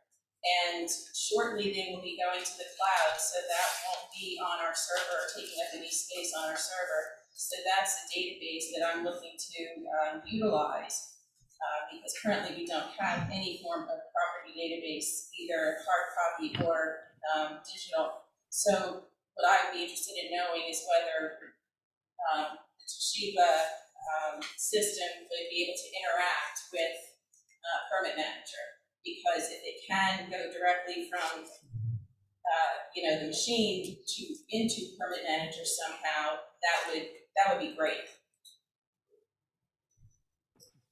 Yeah. Judy, what happens at the end of the 5-year period? Are we going to be obligated to renew to keep that system in place going forward, or is the data there and it's ours for our retrieval when we need it, or how does that work? I'll have to ask that question to them to understand how that works. Okay. Because you're right, this does become our record retention system. Yeah. Yeah. Is it one of those kind of deals where once we get in it and then all of a sudden, 5 years down the road, the thing's tripled and becomes cost prohibitive after a while, and we're kind of stuck because we're with them and it's proprietary? Okay, I will check into that, and also when we're checking the other companies, I'll ask them that question as well. It's very important. Absolutely. That's a good point. Absolutely.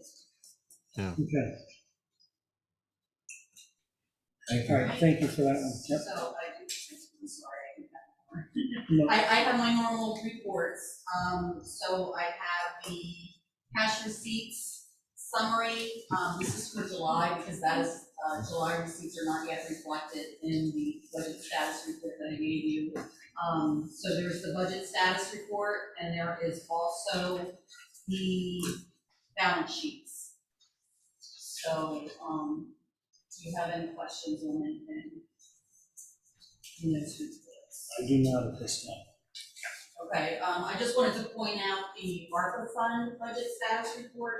It reflects the budget adjustments we made, so you can see how that report is formatted. It starts with the original budget, and then the adjustments we passed by resolution, and then our new budget, and you can see how much we're over or under budget, including the adjustments we made during the year.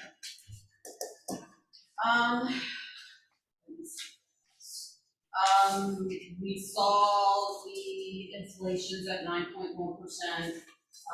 That's old news at this point. I also went out and I looked at the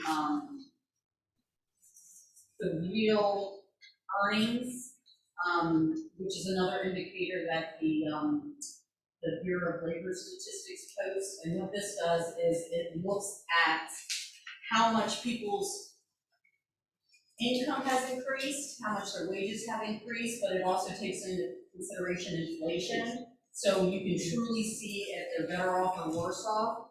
And I can tell you from these statistics also do not look good.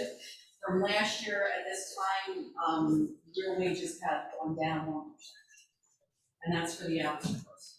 So I'm pointing that out because budget season's coming up and we're going to be talking about salaries.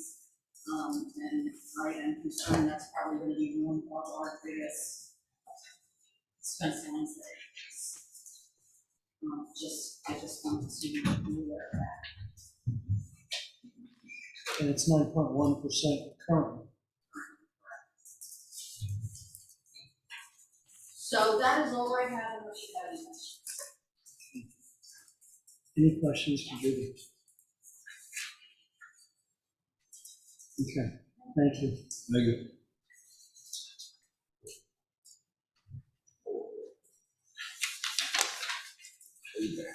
Okay, Roadmaster report. Good evening, guys. Yes, good evening. All right, so getting started here, a couple major items, a couple updates. Oil, chip, and fog projects. These roads have been completed by Martin's Paving. Fog sealed happened on Wednesday, July 20th, 2022. Just got a call this evening saying that the line painting will occur on tomorrow, Friday, July 22nd. Overlay streets in the road improvement projects most likely will happen in mid-August through EK Services. Have been in constant contact with the contractor, still waiting date to be set by the contractor. And the microsurface project through Stewart and Tate on Hill Road, still awaiting date set from the contractor. And I've actually talked to Mike from R2, and he has not heard a specific date for either of those projects as well. Woody Waste Site, Roadmaster has been in communication with Ziegler Brothers. The pile at the Woody Waste Site will be chipped up and removed at the end of July or the very beginning of August. Contractor will give the township 2 to 3 day notice on this.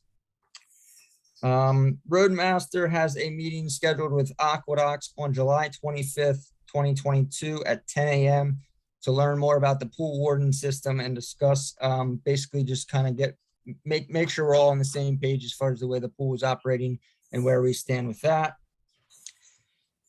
Looking ahead, our spring and summer, currently road crew is working in the Reamstown Heights neighborhood to repair any stormwater pipe that is damaged and deformed, basically in preparation for the lining project in this area. All of the on-street repairs have been done by the road crew in this section, so we don't hold up any overlay projects. We have completed 2 areas this week, the off-road areas, and we still have 1 section of pipe to repair to complete the lining project prep work for the road crew. So once that short section of pipe is repaired, it's a 5 or 8 foot section of pipe. Once that's repaired, then all the pipes that are getting relined will be in good shape and won't hold up the contractor once that bid goes out and is awarded.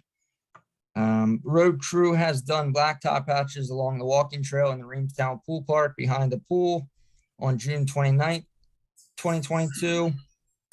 Road crew has redone the Gaga pit at Stony Point Playground on July 30th, 2022. And looking ahead in the fall, basically just I want the preparation there is going to be crack sealing patches and roads will continue for the road crew.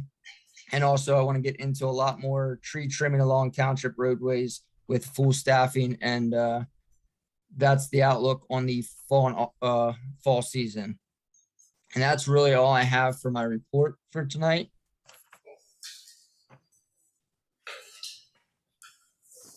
So looking underneath my report, you guys do have should be the original awarded contracts for Turner Chevrolet and EM Kutz for the new truck purchase. I have kind of brainstormed and researched some local areas, local dealerships to see if there's any kind of other avenue that we could go down to purchase a truck with so many unknowns on the current truck that we had ordered through Turner Chevrolet. I did come across a truck at Apple Chevrolet. You guys have the paperwork for that. It's basically the same truck that we had ordered prior with Turner Chevrolet. And also I spoke with EM Kutz to take the Apple Chevrolet truck already comes with a utility body, a ready utility body. Basically would just need upfitted through EM Kutz with strobes, a lift gate, and then the original snow plow that we had ordered. So I talked with EM Kutz in reference to the basically cancellation fee or the design fee of any kind of sort that would go into basically making a change order here. They said there will be no design fee with the agreement of the change order to put these various options on the truck potentially purchased from Apple Chevrolet in York, PA. So I'm just looking for some kind of, guidance from the board in possibly basically canceling the Turner Chevrolet truck that we had currently ordered, which I do not have any kind of date or anything. There's so many unknowns as far as when that truck's going to be available. With that being said, the last time that I spoke with him, he said it would be possibly 2020, well, most likely 2023 truck that I would have to get repricing for. There will be a price increase, and he can't guarantee us a price for that truck. The difference in going this route to the other route would be a total of, there would be a $5,061.12 difference in the truck purchase and the new upfitting price compared to the old combination price, still putting us under budget at a total of $64,573 when we had $65,000 budgeted for the new purchase of the new truck. Brad, it's RC. Yep. Quick question. Yes, sir. The original motion we had, that was for a 3,500 chassis, correct? Correct. That is the only difference in this truck is a 2,500. This truck that I currently found is a 2,500 single cab utility body truck. I had got numbers from, spoke with EM Kutz to basically, I gave them the front axle weight, the rear axle weight to make sure that they would basically be compatible for the plow that we would be ordering, and it is very compatible. And that is on the quote from EM Kutz that you currently have in front of you. Okay, so you answered my next question. Was the design limits on the plow were okay with the 2,500 chassis? Correct. That is correct. Okay, thank you. Yep.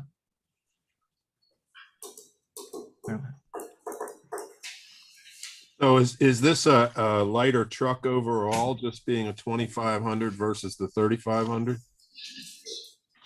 It is a lighter truck. But like I said, that was my biggest concern as far as the plow, handling the plow and doing what we do on a daily basis. The trucks that I currently have in-house now are both 2,500s. So I have no issues with purchasing this 2,500. I think it's fully compatible for what we do and what we would be using it for. Okay. Like I said, this is kind of the times we live in. I mean, this truck's available. It's still going to be, everything that I've wanted in the original truck will be in this truck, and it's available. It's I know the quote or the information that you guys have, it does say red hot as the color. That is false. That's a typo. It is Summit White. It is the white color that we talked about and got approved through Turner Chevrolet. So I just wanted to clear that up before you read through there. Yeah, thank you. Yeah, thanks for that. That was my next question. Yes, Yeah. no problem. No, we're not getting a red truck. Okay,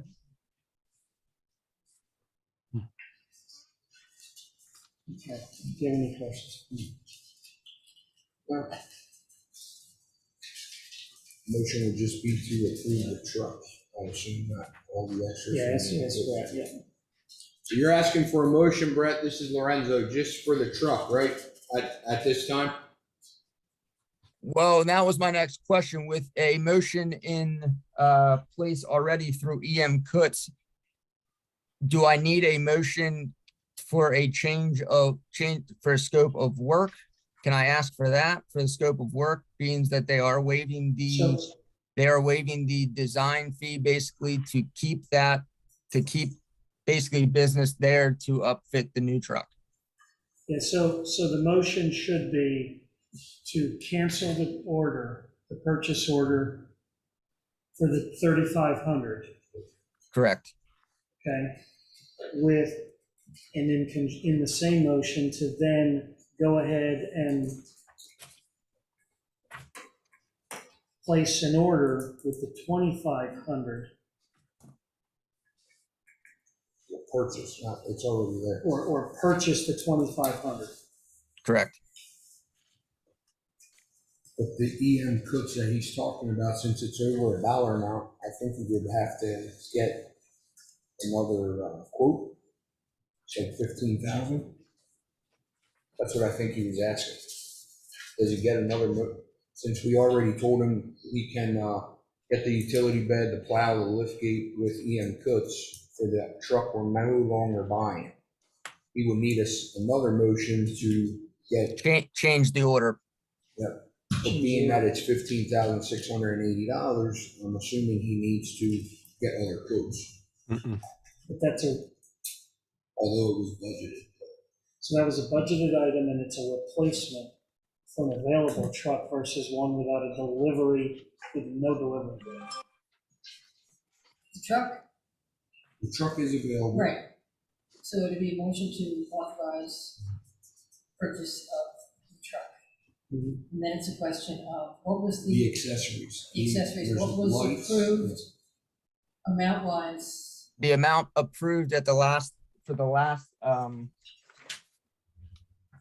was $24,622 through EM Coots, and this new amount is $15,680. So really, you're not approving a new contract that you may have to get other bids on.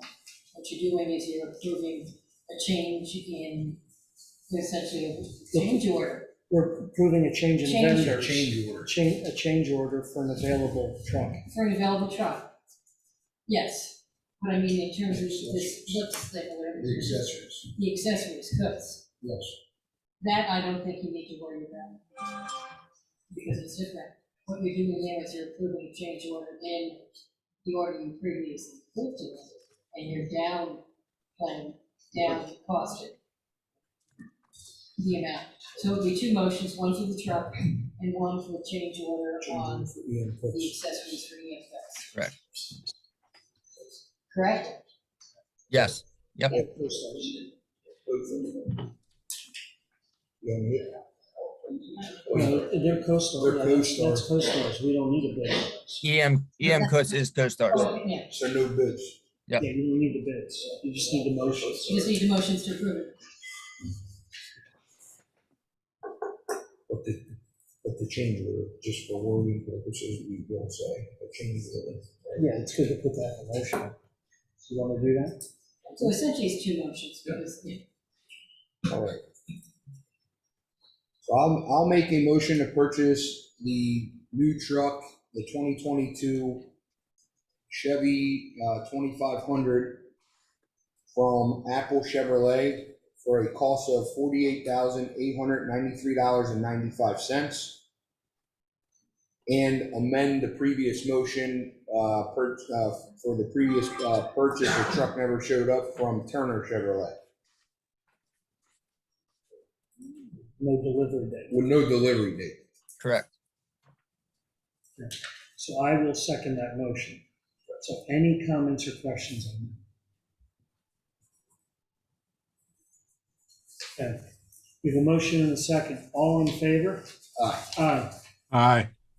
Opposed, none, motion carries. I have a second motion. The second motion, I will also make a motion to contract with EM Coots with, for the accessories, where for the 9-foot Fisher plow and the lift gate and all the strobes for $15,680. Canceling out the previous, estimate that we had received for $24,622. Okay, and I will second that motion also. Okay, any questions on that? Okay, seeing none, we have a motion and a second. All in favor? Aye. Aye. Aye. Okay, motion carries. Thanks, Brett, for shopping around. Yes, thank you, guys. I appreciate it. Glad you found something. Kind of surprising you still found something. I'm surprised as well. Okay, is that all you had? Yes, it is. That's all I have for you guys tonight. Thank you. Okay, thank you, Doug. Thank you. Okay, MS4, Ken.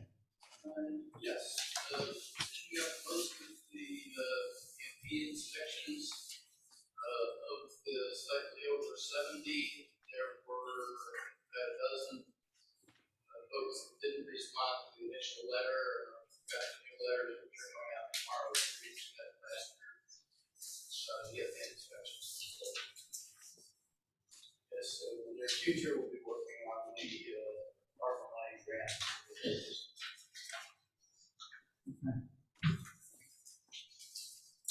Any questions for Ken? Okay, thank you, Ken. Thanks, Ken. Okay, treasurer's report. Treasurer's report, total general fund of $49,583.14 with a starting date of July 8th to July 20th. Is there any questions on those bills as presented? Yeah, there's one question here, Jeff. Tom Miller, check number 62628, reimbursement to RC. As a mileage reimbursement. Mileage, That's the Yep. county meetings out at the county. Twice a month. That's correct. thank you. Anybody else? One more. Jeff, it's Doug Macklin. I asked you at the last meeting for copies of the solicitor's invoice, and I'm still waiting for it. Yes, please fill out a right to know. We'll get that for you. Well, I asked you at a meeting. Yeah, If yes. I ask you a question in a meeting, you're not gonna answer me? For- Not gonna provide it to me? Please restate that. I had asked you at the last meeting for a copy of the solicitor's invoices. Correct. Fill out a right to know. We'll get that for you. Again, unless I fill out a right to know, I asked you in a public meeting for copies and you acknowledge you get them. That's correct. Please fill out a right to know and we will. Okay. Later. I think that's what, at the time when you had asked, Mr. Krem was sitting here and he had said it's available through right to know. Correct?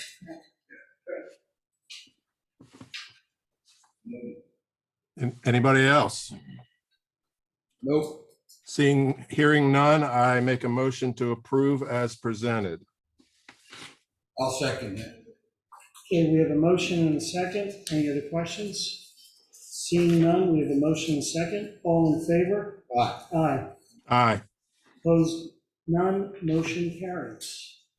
Okay, and a electronic payment list of bills in the amount of $86,792.44 for a pay period of July 3rd through July 16th. I make a motion to approve as listed. I'll second that. Okay, we have a motion and a second. Any questions on those? Seeing none, we have a motion and a second. All in favor? Aye. Aye. Aye. Opposed? None. Motion carries.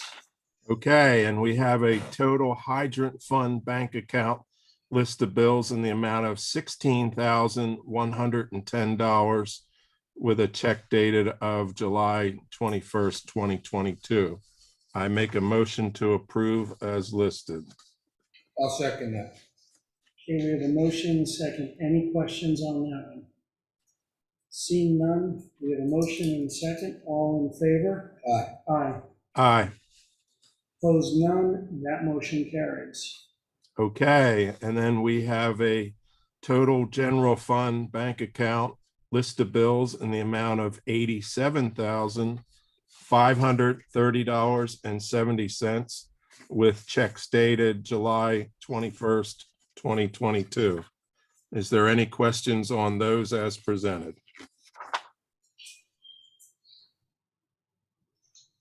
Seeing none, I make a motion to approve as listed. I'll second that. Okay, we have a motion and a second. And again, any questions on that one? Seeing none, we have a motion and a second. All in favor? Aye. Aye. Aye. Opposed, none, and that motion carries. And there's one more. A total general fund bank account list of bills in the amount of $23,056.59 with checks dated July 21st of 2022. Is there any questions on them as presented? We have one.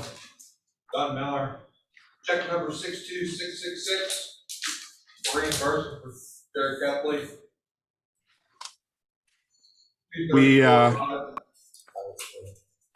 That's National Night Out. I went to Costco and purchased 10 cases of water, forks, spoons, cups, 800 plates, a bunch of other stuff. So that's Thank you. Yeah. Okay. Anybody else? Nope. Hearing none, I make a motion to approve as presented. I'll second that. Okay, we have a motion and a second. All in favor? Aye. Aye. Aye. Opposed, none, and that motion carries. And that is the treasurer report for tonight. Thank you, sir. Thank you. Yeah. Okay, gentlemen, do we have any new business for tonight? No? Okay. So under old business, we have the LERTA. I believe, Sharon, have we not heard back? I'm still waiting to hear back from them. The county said that they want to be sure that the school district approves it first. The school district has it scheduled on a board meeting agenda, says they're waiting to hear back from them, which will provide, but I assume the approval to the county. Okay. Thank you. Okay, next item is the Chevy Impala. So we took pictures of it this week. I had the pleasure of moving it on the other side of one of our employees' cars. We had to jump start it. Thankfully, our new officer downstairs. Did you wear a helmet? I put on football pads. It was kind of, when I opened the door, there was a big beehive starting there, so that was pretty scary. But yeah, we moved it, we took pictures. Apparently Lisa has to do a training to list the car on Gov Deals. I don't know why, but I asked her today if she had put it up yet, and she said she needs to do a training before she puts it up for sale. So I don't know what that entitles of, but she says she's gonna take care of that next week. The car's ready to go. Anybody who wants to buy it, go to govdeals.com in a week or two.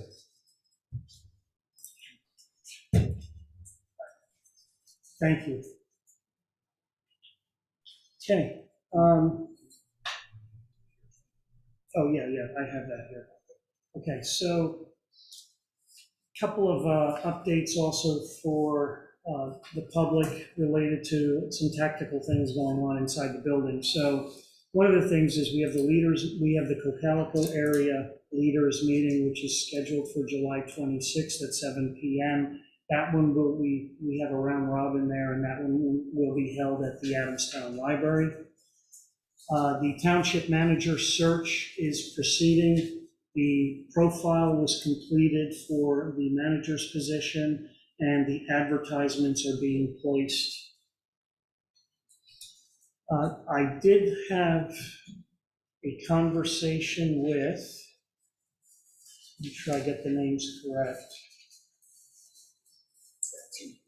I did have a conversation with Commissioner Trescott's office, and that the commissioner for Lancaster County. And when I spoke with Lynn Marie in his office, Commissioner Trescott would like to come and visit and just stop into one of our township meetings. And what we had discussed was he's available on September 1st for the Smokestown Board of Supervisor meeting. One of the things is if anybody would like to submit questions or specific items that you might want to ask or discuss with him, the plans are right now, again, if Jeff and Lorenzo are okay with it, is Commissioner Trescott would really like to come September 1st and just sit in our meeting and probably say a few things and answer some questions that the community may have as they relate to our area of the county.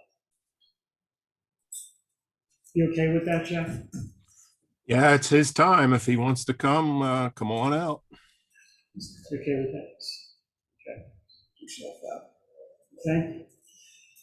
And the other administrative tactical item is we did not have any administrative meetings this past Monday or the Monday before between the Board of Supervisors. So moving on, public comment for non-agenda items. And as always, please clearly state your name. And again, it helps Lisa tremendously with the meeting minutes.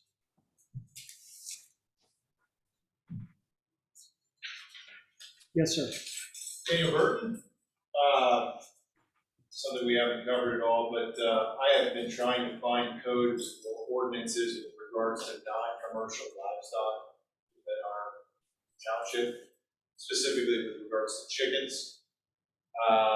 The only thing I can find within our codes is that we repealed non-commercial keeping of livestock back in 2008. The reason I bring this up is I'd like to board to at least review what our current code is, maybe look at leniency or changes in ordinances as whether you believe it or not, we may have food shortages coming. Back in the 50s or 40s, we were known as a patriot if you had your own chickens and were supplying your own food, so maybe we look at something like that within our township. Manheim Township just passed something similar to that where they allow chickens within their township now, because maybe they see some common sense writing on the wall that we're going to have issues here coming soon. So I thought maybe we could get ahead of this curve as well and allow our citizens to have chickens in their backyard to provide for themselves. So I don't know if anyone knows the code off the top of their head what it is currently, and maybe we can address that in the next meeting. I think that would be beneficial to our entire township, something as simple as chickens or simple livestock, rabbits or chickens or whatever it is, within reason. Mr. Burton, you're talking to a guy that knows chickens. They are currently permitted in the agricultural zone. What you're talking about maybe would be in residential areas. That opens up a whole new can of worms when you get in close proximity with other homeowners that are not like-minded. You know, I think that's where kind of a stumbling block would come up with your thought process. You know, how do you in tighter confinements of residential areas allow something like that to happen if you know, everybody's not in sync with the idea? You know, not everybody's appreciative if all of a sudden you have hens and you bring a rooster into the mix. Not everybody gets up at daybreak. You know, these are some of the issues that become involved with, you know, bringing this idea into other zoning areas. You know, maybe Sharon has some input on that as well, but Where I've worked in the past, chickens have been permitted, what he's talking about, backyard chickens, in lesser dense zoning areas, not in areas where people are so close together that the chickens would present a problem, and, you know, chickens generate a lot of complaints, as I've learned over years doing this job. So we can evaluate what zoning districts would appear to be appropriate based on, you know, their minimum lot sizes. For example, the rural residential and possibly, you know, conservation zones might be appropriate places to add chickens, or non-commercial keeping of livestock. I'm not sure that the others would lend themselves to that just because of the lot sizes that you could have. You know, I think those might be even considered too close together for that. So I can check into that if you like. I can just state that there are a variety of ordinances and what is allowed in certain municipalities, not in others. They are incredibly different. There are lots of municipalities in Lancaster County that either allow them or don't allow them. They allow them with limitations as to what zone they're in, what size the lot can be, how many you can have, how they have to be enclosed. I mean, the provisions in zoning ordinances dealing with chickens or non-commercial keeping of livestock or other animals are extensive. So I guess my point is maybe we should and can review that as a township, look at that, somebody can get me those ordinances, I'd be glad to read through them and learn myself up on them. And maybe we can present it as a vote in one of the next upcoming, where the people of the township can help decide on that as well. Obviously, I know there's gonna be complaints from those that don't believe that they want chickens in their backyard from somebody else. As everything else, we don't want somebody parking their truck outside my front, you know, that's why we have the ordinances. That's also why we have votes on it too. So if we can figure out what our current ordinances are and look at them and maybe dissect them a little bit, I'll be glad to come back and present something. I just don't know. I can't find it on our website. I can't find it within our zoning ordinances, anything on it, so. There's then a process though that you would have to go through. It's not just you come back and say we should do this and the board can approve it.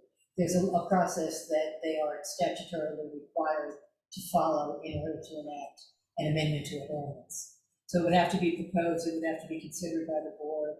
Planning Commission has to look at it, Lancaster County Planning Commission has to look at it. You have to have a public hearing on it, and then you have the hearing where the board would either approve or not approve changes to the zoning ordinance. It's not just do it. It's fine, but we gotta start somewhere. I'm just saying, just so you understand, it's not Right. just to come back and say, let's do it and they can do it. There is a process that has to be followed, and it takes months to get through it all. Let's Just so see you what know. yeah, I'd like to see what Manheim Township did as well, because they just passed something similar to that, so. I mean, if it really hits the fan, I don't think they're gonna go out and arrest me for having chickens. Check West Hempfield Good. and possibly East Donovan as well. Okay, I think they may have them. There's probably others, but I just can't think of them off the top of my head. Yes, ma'am. Thank you. Yes, ma'am. Sharon, Susie Mack, Sharon. In regards to what he said, we don't really have an ordinance that says you can or cannot have chickens, does it? I don't know, I'll have to check. My understanding was you could have chickens. It's a chicken house. I don't know, I'll have to That's research what I it. ran into. It's the first time that Chicken chickens have house. come up for. You know, you can't have a chicken house too close to your neighborhood. There's chickens running around your yard. So somebody doesn't. Yeah. Well, loose chickens is a bad idea, because that's where most of the complaints come from, because they go Yeah, into but the if you neighbor's don't yard. have an ordinance, how are you gonna stop that? I know people who have chickens in their yard. Yeah, we'll check. I'll have to check, I don't have that. We'll check. Yes, sir. Yes, sir. We have chickens in East Cocalico actually for 10 years. Not me. Chickens running around. I can know. There's no ordinance about that stuff. Well, we're gonna check. Yep, we'll check. I'm just trying to be forethought if we do have issues. Okay, any other questions? Yes, sir. Doug Mack. I'm gonna go back to last meeting. When Linda went, Linda gave this, voted no on the demotion of Sergeant Sola. And I asked him at that point why you didn't vote for the policeman. And your comment was, that no comment. And that's what it says in the minute that you just passed tonight. Comment was no comment. As I see it, and this is my opinion, and there's no facts behind this at all, it's an opinion. I can come up with 3 reasons why you didn't vote. The first one would be that officer and you were personal friends. Okay? The second reason I see that you didn't vote is you might have thought that whatever that officer was supposed to have done didn't rise to the occasion that you figured you needed to vote on it. Or the third reason is maybe you think RC and Jeff overreacted. You're going to go along. Still don't want to answer the question. I appreciate your opinion, but I cannot answer. And I don't know why, I'm not asking for the reason why the sentence was handed out. That's not the intent. My intent is you have a job to fulfill and you did not vote. I cannot answer. Well, and I appreciate what you're saying, but you won't answer. You can answer if you just don't want to do it. I cannot answer. And my other opinion is you're not capable of handling the police commissioner's job. I think you need to step aside. I think you need to step aside, and that job needs to go back to the chairman of the board where it always was until this year. I really don't think you can handle the job. I appreciate your concerns. Yeah. Thank you. Well, yes, sir. Jeff Garner, I'm glad you brought something up, Doug, because I was gonna bring it up. I mean, last meeting, I wasn't here, listened to it online. You sat here for 10 minutes and drilled it. He answered the question. He answered it 3 times. He's giving me the same answer again. That's where the chairman should be stepping up and saying, enough's enough. He answered the question. Let's move on. We're asking the question again. He answered the same question. The answers didn't change. Mr. Gardner, that's a very difficult thing for me to do in this seat, and here's why. Who's the judge and jury as to when a resident says, I haven't had enough time to express my question or express my point? You can't throw that back on me. That's my job.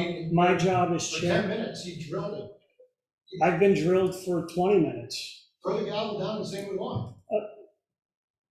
How much time do we give someone to express their opinion? If people don't like what's being said, this is a free country. I understand, but people have the right. You gave the answer 3 times in a row. You get the same answer. But the point of this meeting is for people to express, the public to express their opinions. We're discussing this right now. Do I gavel you right now and say, we're not discussing this any further? I don't think that's appropriate. You don't. I just asked a question, where your stance is. I'm giving you my stance. I'm giving you my direct answer. I can do that. I think it's inappropriate. I allow people, we had a gentleman here a couple of weeks ago who probably took 15 minutes to express his opinions about a very detailed item. I allowed him to do that. He has every right to do that.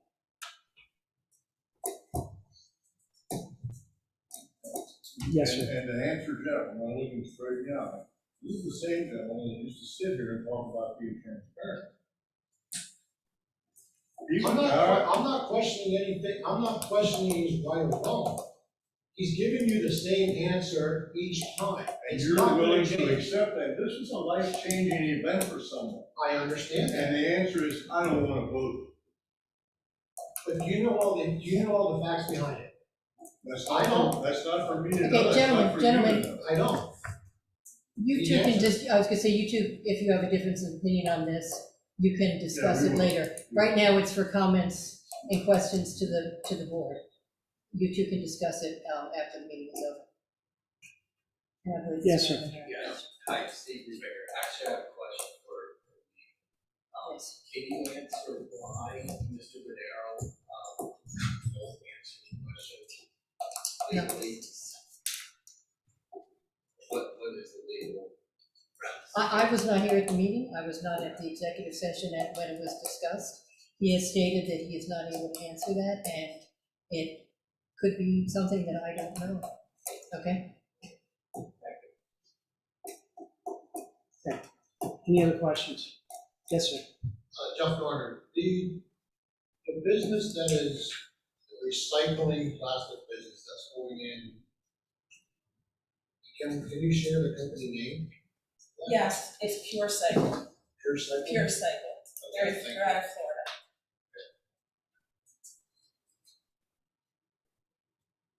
Okay, any other questions? Okay.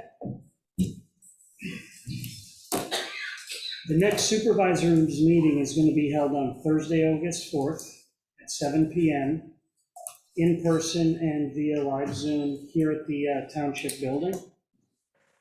Again, I'd like to reiterate, we do have the Cocalico Area Leaders Meeting, which is on Tuesday, July 26th at 7 p.m. And just for the public's knowledge, if they're not aware of it, Doug and Alan, correct me if I'm wrong. So the Cocalico Area Leaders Meeting entails all of the supervisors and the individuals, the mayor from Denver, West Cocalico, East Cocalico, Adamstown, and the school district. Yes, and the school, thank you, Alan, and the school district. So, okay, we do not have an executive session for tonight, so I need a motion to adjourn. I'll make a motion to adjourn. Okay, and I will second that. So we have a motion and a second. All in favor? Aye. Aye. Aye. Opposed, none? Thank you, gentlemen. Motion passes. Thank you, everyone.